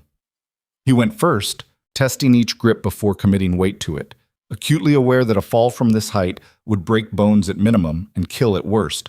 The shaft opened into a storage room filled with crates of old records and forgotten documents. Dust thick enough to show footprints. No signs of recent activity. Perfect. They emerged carefully, checking the corridor beyond before committing. Empty. The sublevel at night was abandoned except for essential guard posts, and this section was far enough from anything important that patrols were irregular at best. Whitmore's office was 3 corridors and 2 flights of stairs away. They made it without encountering anyone, and Lucien was starting to think maybe this wouldn't be as suicidal as it seemed when they rounded the final corner and found 6 soldiers standing guard outside the office door. Not random guards. Cedric's personal security. The same men who'd been in the tunnels during the ambush. Eveline's hand moved to the crossbow, but Lucien caught her wrist. "Too many. We take them down and someone hears. Then we're fighting our way out instead of sneaking. So what do?" Lucien studied the corridor layout, the guard positions, the sight lines, the fact that Whitmore's office had a secondary entrance through the records room itself, which meant they didn't actually need to go through the main door. "We go around, through the archive stacks. Come at it from the other side." The archive was a maze of narrow aisles between floor-to-ceiling shelves packed with centuries of documentation, treaties, tax records, military reports. All the paperwork required to run a kingdom stacked in rows that smelled like old leather and deteriorating parchment. They navigated through it using the map Evelyn had stolen, moving deeper into the stacks until they reached the section that connected to Whitmore's private entrance. The door was locked, but Evelyn had picks. She worked the mechanism with steady hands while Lucien watched the corridor behind them, every sense on alert for sounds of approaching guards. The lock clicked. The door opened. Inside, Whitmore's private records room looked exactly like what it was. The archive of a man who documented everything because he understood that information was power and proof was protection. "Start looking," Lucien said quietly. "Anything with Cedric's name, anything about mining rights or foreign negotiations. We've got maybe 10 minutes before someone checks this section." They worked in silence, pulling documents, scanning contents, setting aside anything relevant. 5 minutes in, Evelyn found it. A ledger detailing negotiations with Austrian mining interests. Prices discussed. Quantities promised. Revenue splits that bypassed crown taxation entirely. "This is it," she whispered. "This is treason. Selling royal resources without authorization. Negotiating with foreign powers without crown approval. If we get this to the king, we have leverage." Lucien was reaching for the ledger when the door behind them opened and Whitmore walked in carrying papers for his morning briefing. For 3 seconds, nobody moved. Whitmore stared at them like he was seeing ghosts. Lucien and Evelyn stared back like they'd been caught with their hands in a vault. The ledger sat on the table between them like evidence of impossible choices about to be made. Then Whitmore's hand moved toward the alarm bell on the wall, and Lucien lunged. They hit the floor together, the impact knocking air from both their lungs. Lucien got a hand over Whitmore's mouth before he could shout, but the older man fought with the desperate strength of someone who knew capture meant execution. Evelyn moved past them, grabbed the ledger, started stuffing documents into the bag she'd brought. Behind them, footsteps approached in the outer corridor. The guards responding to the sound of struggle. "We need to go," Evelyn hissed. Lucien looked at Whitmore, saw the fear in his eyes, saw the calculation happening behind them. The man was trying to decide if loyalty to Cedric was worth dying over. The choice should have been easy. Kill Whitmore. Silence the threat. Escape with the evidence. It's what the Iron Duke would have done without hesitation. But Lucien wasn't the Iron Duke anymore. He let Whitmore go, stood, and grabbed Evelyn's hand. They ran. Behind them, Whitmore's shout echoed through the archives. The alarm bells started ringing. Guard boots hammered against stone floors from multiple directions. The exit plan they'd made assumed stealth, assumed they'd leave undetected. That was gone now. All that remained was speed and luck and the desperate hope that they could make it back to the drainage tunnels before Cedric's entire garrison cut them off. They hit the stacks at a dead run, documents stuffed into Evelyn's bag bouncing against her hip. Behind them, voices shouted coordinates and orders. Ahead, the corridor leading to the shaft and freedom. They made it to the maintenance shaft, and Lucien practically threw Evelyn into it, following close enough behind that he nearly stepped on her hands during the descent. The drop felt like falling forever, and when they hit the bottom, Evelyn rolled with the impact and came up already moving toward the drainage tunnel. The voices above them were closer now, soldiers flooding the storage level. Someone had found the shaft entrance. Torchlight started filtering down from above. The drainage tunnel exit was visible ahead. Moonlight filtering through the grate. Freedom 50 feet away. That's when the explosion hit. Not literal. Worse. Guards flooding into both ends of the tunnel simultaneously. The trap Evelyn had warned about springing shut with them, caught in the middle. Lucien drew the sword he'd taken from Whitmore's office, positioned himself between Evelyn and the nearest group of soldiers, and felt something cold and certain settle into his chest. This was it. The moment where everything came down to whether you could fight hard enough to create one more second of possibility. Whether the person behind you mattered enough that dying to protect them felt less like losing and more like the only choice that made sense. He'd spent his entire life learning how to win. Now, he was about to discover if he remembered how to fight. The drainage tunnel became a killing ground. Steel rang against stone, blood mixed with water running beneath their feet. Evelyn's crossbow sang twice, and 2 guards dropped clutching their throats. Lucien moved like violence personified, every strike calculated not to win, but to buy seconds. Seconds for Evelyn to reload, seconds to position themselves closer to the exit, seconds that felt like hours compressed into moments where the only thing that existed was the next threat and the desperate need to survive it. But there were too many swords, too many bodies pressing in from both sides. And as Cedric himself appeared at the tunnel entrance with a smile that said he'd been waiting for exactly this moment, Lucien realized they hadn't escaped anything. They'd just run straight into the endgame his enemy had been orchestrating since the moment the Iron Duke decided love mattered more than power. The drainage tunnel had become a tomb with the living still breathing inside it. Cedric Verlaine stood at the entrance backlit by torchlight, flanked by 20 soldiers whose swords were already drawn and whose faces showed the particular expression men wore when they knew the fight ahead would be brief and ugly.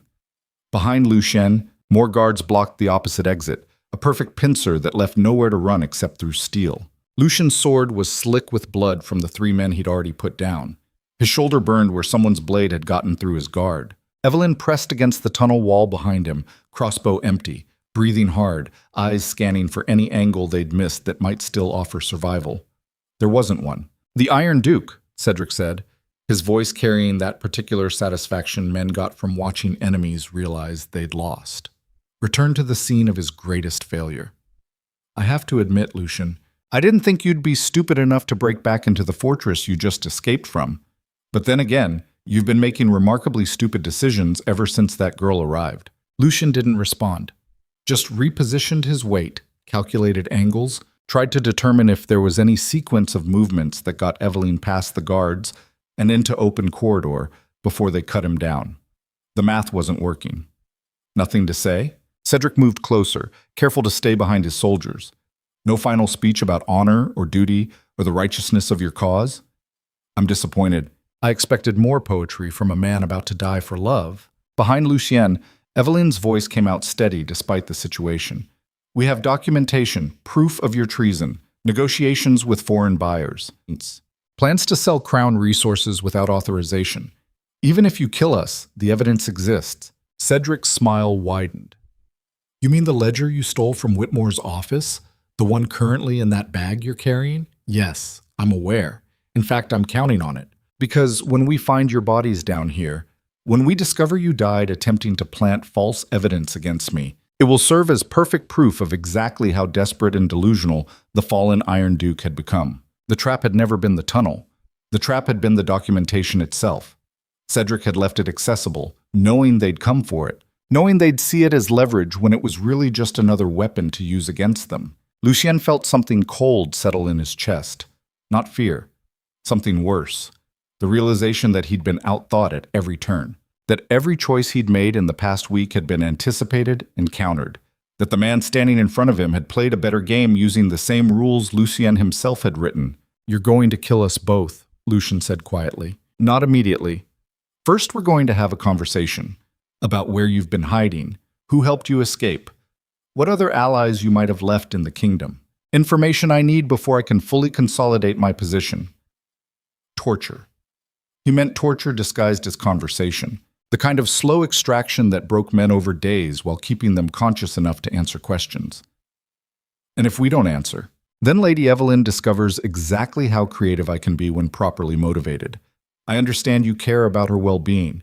That makes her remarkably useful as leverage." Lucian's hand tightened on his sword, and 6 guards immediately shifted position to block any attack angle.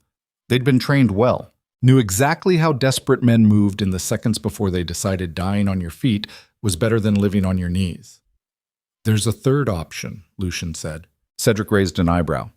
"I'm listening. Single combat, you and me, no guards, no interference. We settle this the way nobles used to settle things before politics made us all cowards, hiding behind armies and legal documents."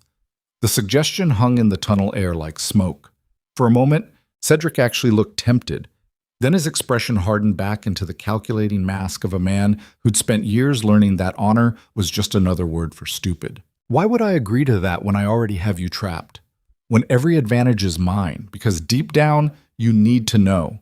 Need to prove you're not just smarter than me. Need to demonstrate that you could beat the Iron Duke in a fair fight, instead of just outmaneuvering him politically. Otherwise, you'll spend the rest of your rule wondering if you really earned this or just got lucky." The words were calculated to hit every insecurity a man like Cedric carried. The need to prove himself.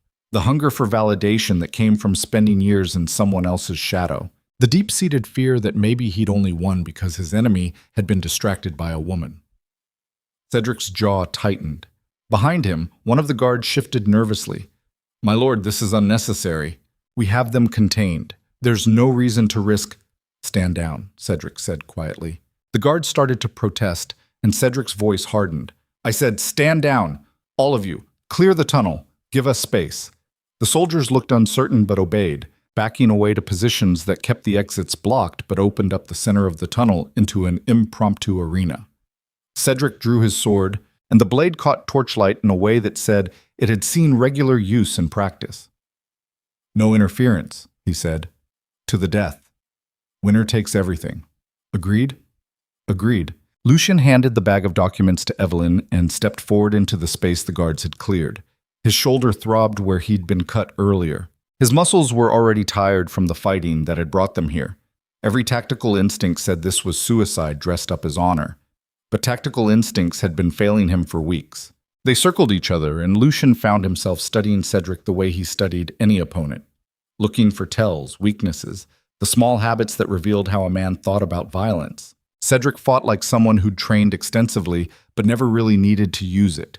Competent, practiced, but missing the edge that came from fighting when failure meant death. His stance was textbook perfect. His grip positioned exactly where the masters taught. Everything by the book, because he'd never been in a situation where the book didn't apply. Lucien had spent 15 years writing his own book. They engaged, and the tunnel filled with the ring of steel on steel. Cedric was good, better than Lucien expected. His blade work was clean, his footwork solid, his defense sound. But there was a difference between training and surviving, between practicing forms and fighting someone who'd killed enough men that violence felt like breathing. Lucien pressed the attack, driving Cedric back toward the wall with combinations that came from muscle memory rather than thought. High slash, low parry, thrust, disengage, each movement flowing into the next with the efficiency of someone who'd learned that wasted motion meant death. Cedric blocked, countered, held his ground better than most. But Lucien could see it in his eyes. The realization setting in that maybe this hadn't been the smart play. That maybe pride had pushed him into a situation his skills couldn't handle. They broke apart, both breathing hard, and Cedric's next words came out with an edge that hadn't been there before. "You're better than I expected. You expected me to be soft, weakened by time in a cell, distracted by concern for her. You expected the Iron Duke you'd heard about in stories, not the one who built his reputation on doing whatever it took to survive. I expected a man who'd already lost everything to fight like he had nothing left to win." Lucien smiled, and it wasn't a pleasant expression. "That's where you're wrong. I've got everything to win. Her life, her future, the chance to watch her exist in a world where your version of power doesn't crush everything it touches. Then you should fight harder." Cedric lunged, and the attack was good, fast, precise, the kind of strike that would have overwhelmed most opponents. But Lucien had fought better swordsmen in worse conditions, and he sidestepped the thrust with centimeters to spare, his counterattack opening a line across Cedric's forearm. First blood. Cedric fell back, eyes wide, staring at the cut like he couldn't believe it had happened. Around them, the guards shifted nervously. One of them started to move forward, and Cedric's shout stopped him cold. "Stay back. This is between us." They circled again, and this time Cedric was more careful, more defensive, fighting like someone who'd suddenly realized the cost of losing was higher than he'd calculated. Lucien pressed the advantage, his strikes coming faster now, harder, each one designed to push Cedric closer to the moment where stamina failed and technique broke down, and all that remained was the question of whether you wanted to live badly enough to abandon every principle you claimed to fight for. That's when Cedric did exactly what Lucien expected. He cheated. The signal was subtle, just a slight gesture to one of the guards. But Lucien had been watching for it, had known from the moment Cedric agreed to single combat that a man who'd spent years maneuvering politically wouldn't suddenly develop honor when his life was on the line. The guard moved forward with a crossbow, and Lucien was already diving sideways when the bolt fired. It missed him by inches and hit the wall behind where he'd been standing with enough force to chip stone. Eveline's shout echoed through the tunnel. "You gave your word!" Cedric's response was cold. Words mean nothing when survival is at stake. A lesson your Duke should have learned years ago. The guards rushed forward, and the brief moment of honorable combat dissolved into chaos. Lucien fought like something beyond human, his sword finding throats and hearts, and the gaps in armor that training said existed, but experience confirmed. Men went down screaming or silent depending on where the blade found them. But there were too many. A sword caught him across the ribs. Another opened his thigh. He felt his strength bleeding out with his blood, felt his vision starting to narrow, felt the cold certainty of death approaching like an old friend he'd managed to avoid for years, but could no longer outrun. Then Eveline was there beside him, the crossbow in her hand singing death in a way that said she'd learned more about violence watching him than he'd ever taught explicitly. Two guards dropped. A third stumbled back, clutching his face. The tunnel became a nightmare of steel and blood, and bodies too close together to swing properly. Lucien lost his sword somewhere in the chaos and found himself fighting with his bare hands, crushing windpipes, breaking joints, doing damage with fingertips and elbows because weapons were for men who had the luxury of distance. Cedric stood at the edge of the carnage, watching with the expression of someone who'd realized his careful plans had dissolved into the kind of brutal close-quarters violence that separated theorists from survivors. That's when the explosion hit, real this time. The drainage grate at the tunnel exit blowing inward with enough force to knock everyone off their feet. Through the smoke and debris came soldiers wearing different colors, not Cedric's men. Crown Guard. Royal forces wearing the king's own insignia, and leading them was Lord Ashford. The old man looked at the carnage in the tunnel, at Lucien covered in blood, at Eveline standing over him with a crossbow aimed at Cedric's head, and his expression showed something that might have been satisfaction or might have been grief. "Stand down," he ordered, his voice carrying the authority of someone speaking on behalf of someone far more powerful. "By order of His Majesty the King, all hostilities cease immediately." Cedric's face went pale. "What is this?" "This is the consequence of treason. The Crown received very interesting documentation 3 hours ago.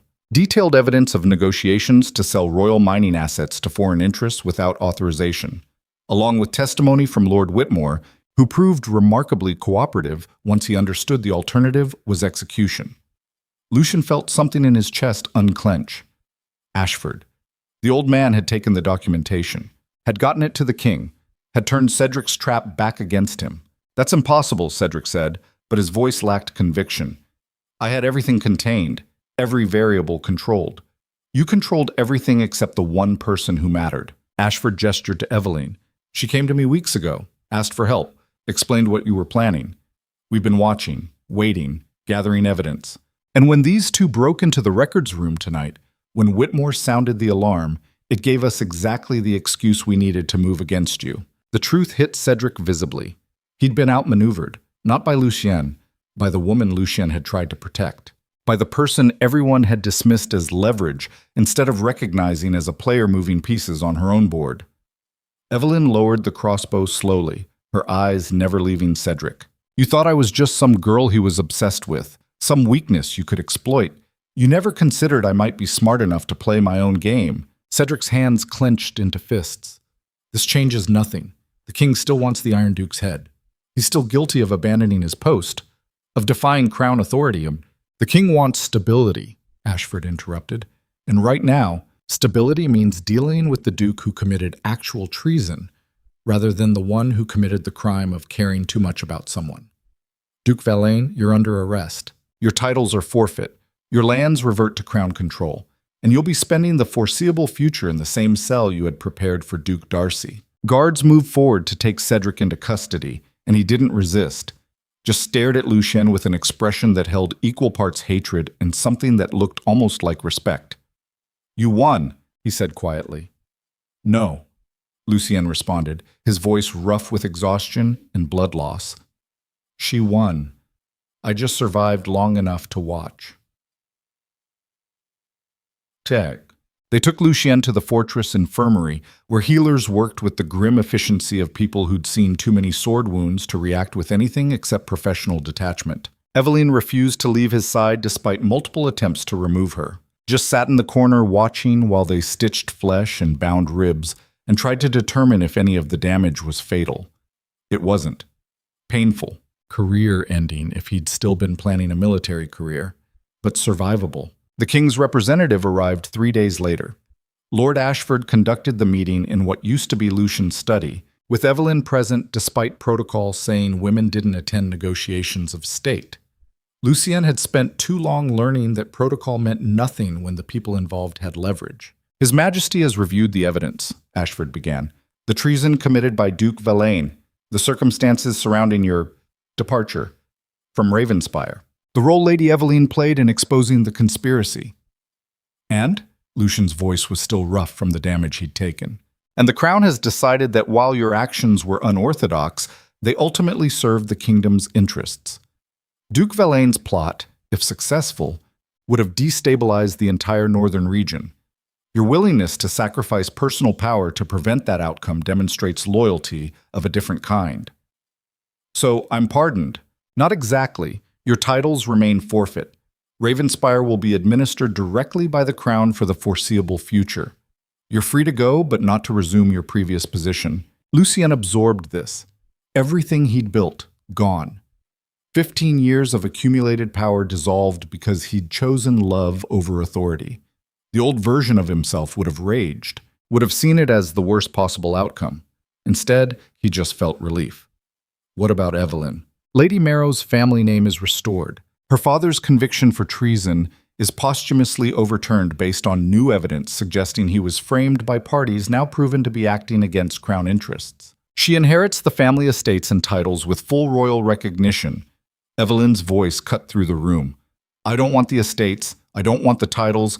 I want him. Ashford's expression softened slightly. That's not mutually exclusive, my lady.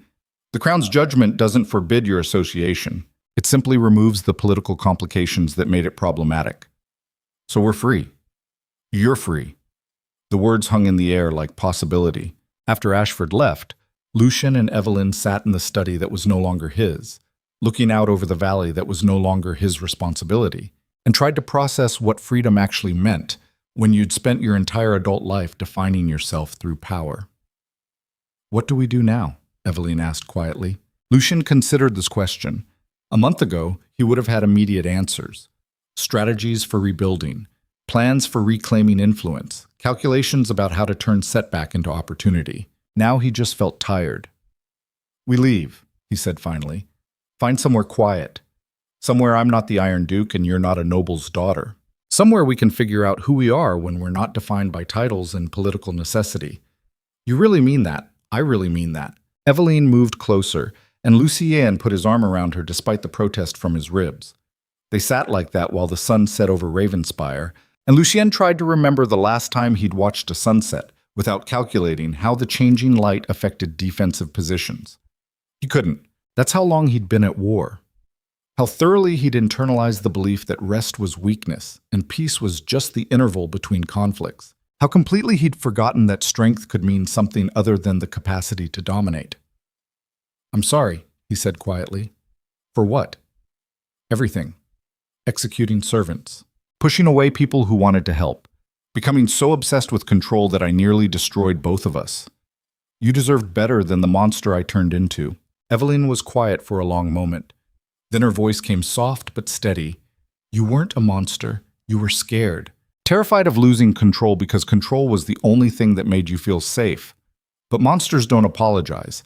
Monsters don't sacrifice everything for someone else. Monsters don't choose love over power.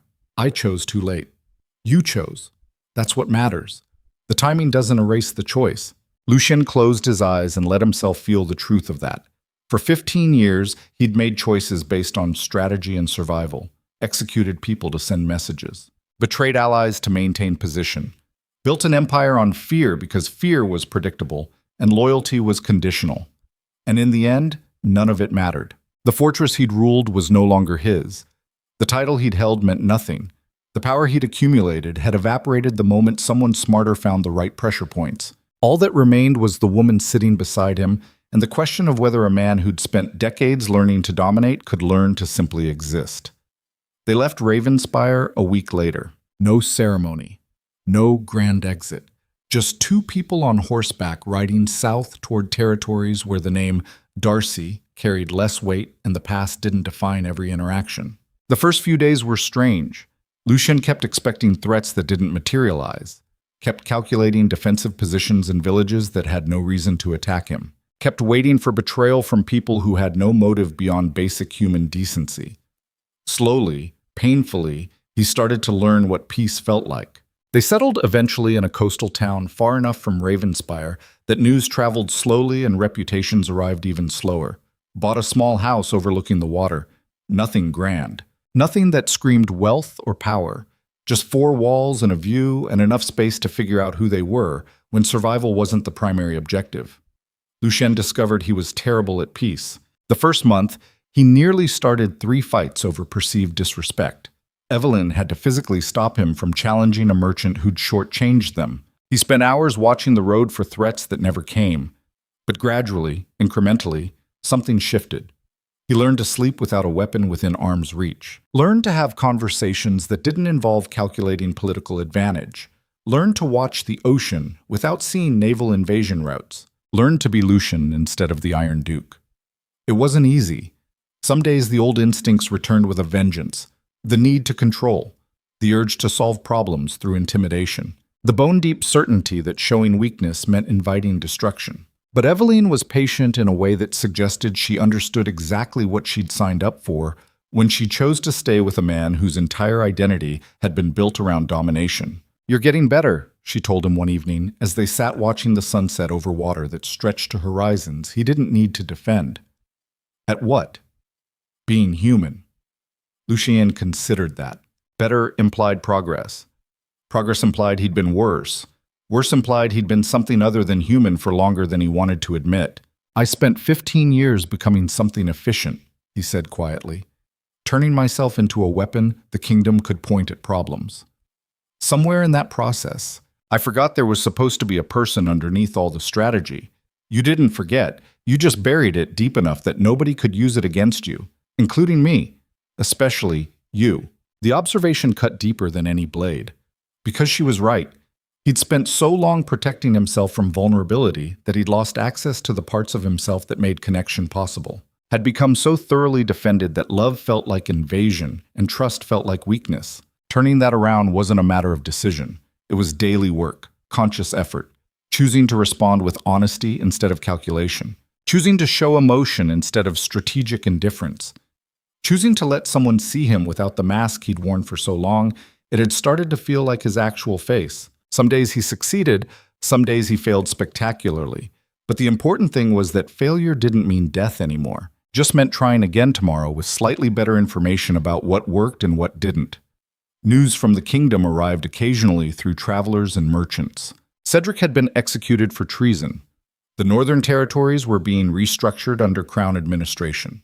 Several noble houses had fallen from power while others rose to fill the vacuum. The machinery of politics continued grinding forward, and for the first time in his adult life, Lucien wasn't part of it. The relief was profound. A year after they left Ravenspire, Eveline came to him with news that changed everything again. She was pregnant. Lucien's first reaction was fear so intense it felt like drowning.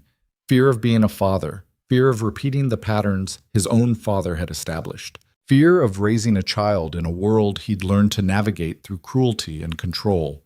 But beneath the fear was something else, something that felt almost like hope, mixed with terror, mixed with the horrible realization that the stakes of being human had just gotten infinitely higher. "I don't know how to be a father," he admitted.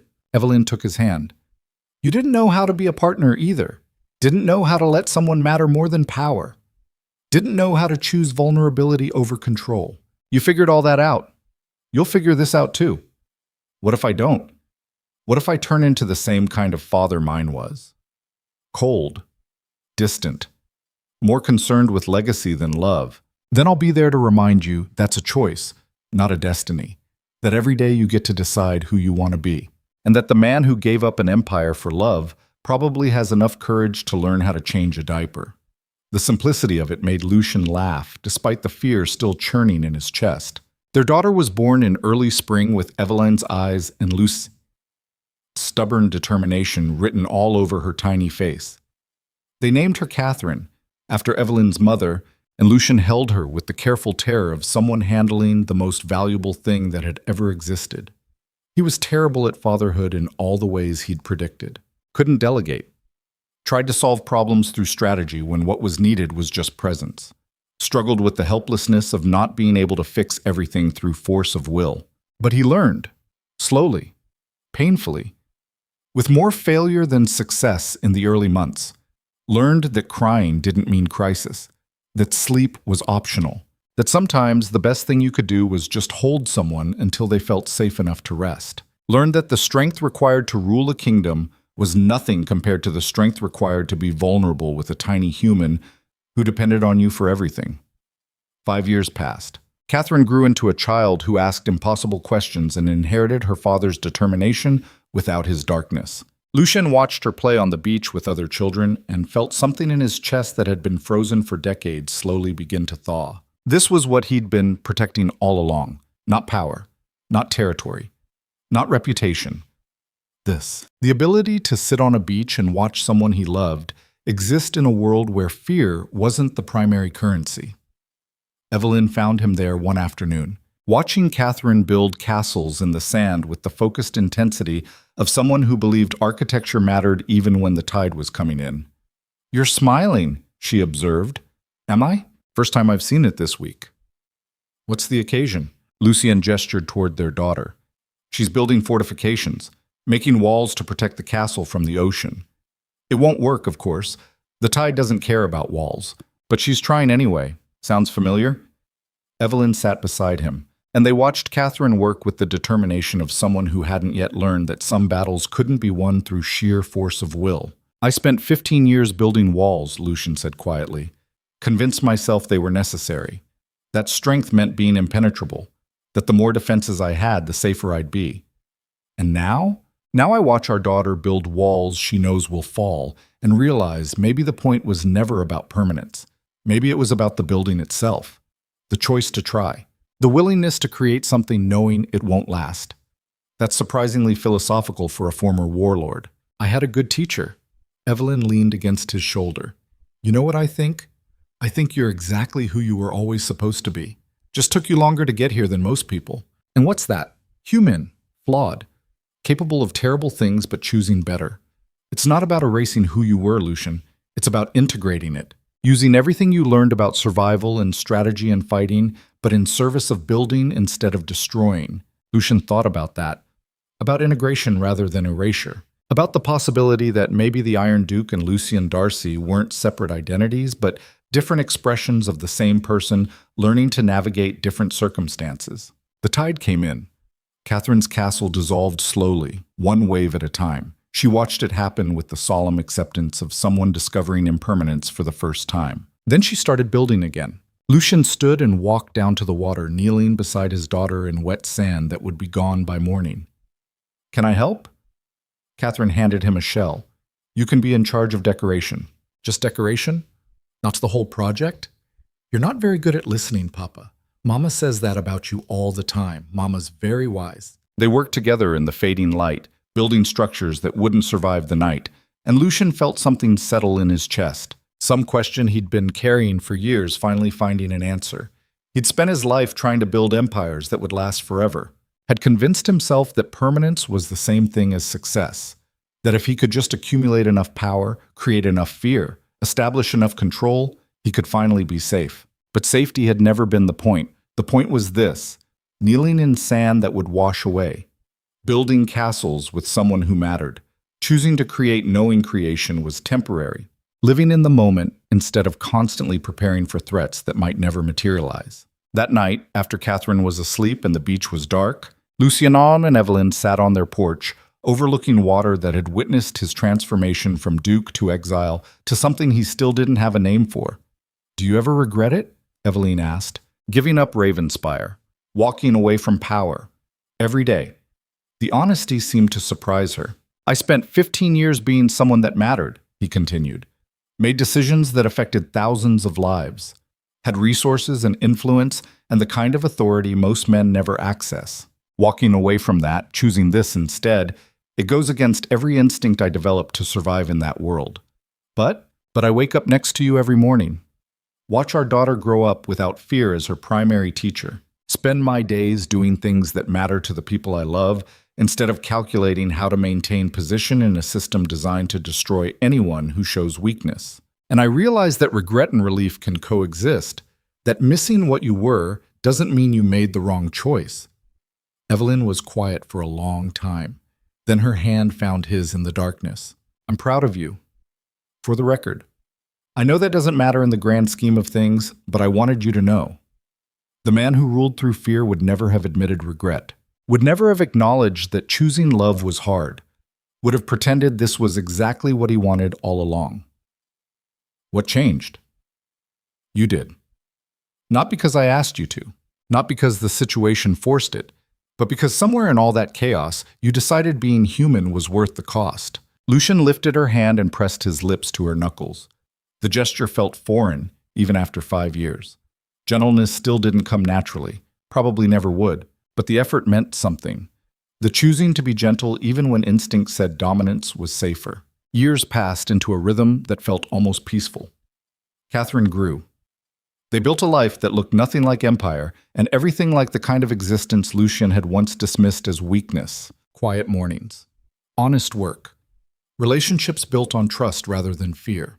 Lord Ashford visited once, years later, looking older than Lucien remembered, but still carrying that particular dignity men developed from surviving decades of court politics. They sat on the porch overlooking the ocean, and Ashford studied Lucien with the expression of someone confirming a theory. You look happy. I look tired. There's a difference. Is there? I've known you since you were 12 years old, Lucius, and I've never seen you look anything except calculating. Even exhaustion was strategic with you. But this looks like the kind of tired that comes from living instead of just surviving. Lucien considered that. Maybe you're right. Hard to tell the difference sometimes. Ashford pulled out a letter. Official seal, Crown business. The king wanted me to deliver this personally. Lucien's instinct was to not open it, to let the past stay past. But curiosity won, and he broke the seal carefully. Inside was a formal pardon, complete restoration of titles and lands if he wanted them, an invitation to return to court, recognition of service rendered to the crown through exposure of Valaine's treason.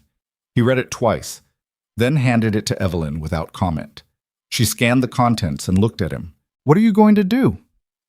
Nothing. Send a polite decline. Thank the king for his generosity and explain that some doors are better left closed. You don't want it back? Any of it? I want our daughter to grow up knowing her father as someone who builds sandcastles, not empires. I want to spend my remaining years learning how to be a decent human instead of an efficient ruler. I want to die knowing I chose love over legacy and never regretted it, even on the days when regret felt overwhelming. Ashford smiled. That's what I told the king you'd say. He asked me to remind you that power doesn't have to corrupt, that the kingdom needs men who understand both strength and restraint. Then the kingdom needs to find those men somewhere else. I spent 15 years proving I understood strength. I'd like to spend whatever time I have left proving I understand something else. After Ashford left, Lucien burned the letter in their fireplace and watched the ashes dissolve into smoke. Evelyn stood beside him, and neither of them spoke for a long time. No regrets? She asked finally. Countless regrets. But not about this. The truth was more complicated than that simple answer suggested. Some part of him would always wonder what he could have built with a second chance. What he could have achieved with everything he'd learned about power, tempered by everything he'd learned about humanity. But wondering wasn't the same as wanting, and wanting wasn't the same as needing. He needed this. The small life, the quiet mornings, the chance to be someone other than the Iron Duke. Lucien Darcy died at 63 years old with Evelyn holding his hand and Catherine sitting at the foot of his bed. Not from violence, not from betrayal, just from the slow accumulation of years and the damage his body had taken from decades of fighting. His last words were to his daughter, "Build things that matter even if they don't last. Be strong enough to be gentle. Learn from my mistakes, but don't let them define you." Catherine nodded, tears streaming down her face, and Lucien felt something in his chest finally release. He'd spent his entire life trying to build something permanent, an empire that would outlast him, a reputation that would echo through history, a legacy that proved his existence mattered. In the end, none of that survived. What survived was a daughter who knew how to build sandcastles, a wife who'd chosen to love a monster and stayed long enough to watch him become human, a small house overlooking an ocean that didn't care about empires or legacies or anything except the eternal rhythm of tide and time. The Iron Duke was dead. What remained was something better, something that had learned that true strength wasn't about domination or control or the ability to make others fear you. True strength was choosing to be vulnerable when every instinct screamed protection, choosing to love when experience taught that love was weaponizable, choosing to build knowing that everything you built would eventually fall, and building anyway because the act of creation mattered more than the permanence of what was created. Lucien Darcy had ruled kingdoms and executed enemies and built an empire that collapsed the moment he stopped maintaining it through fear. But in a small house by the ocean, he'd built something that lasted. Not forever. Nothing lasted forever. But long enough to matter, long enough to transform, long enough to prove that even men who'd learned to survive through cruelty could learn to live through grace. And in the end, grace was the only empire worth building. The waves continued to their eternal rhythm against the shore. The sandcastles built that morning dissolved in the tide. And somewhere in the space between what was and what could have been, the ghost of the Iron Duke finally found peace in the realization that he'd spent his whole life fighting the wrong battles. Power was easy. Empire was strategy. But learning to be human, learning to love, learning to let go of control and trust that the fall wouldn't destroy you, that was the victory worth dying for.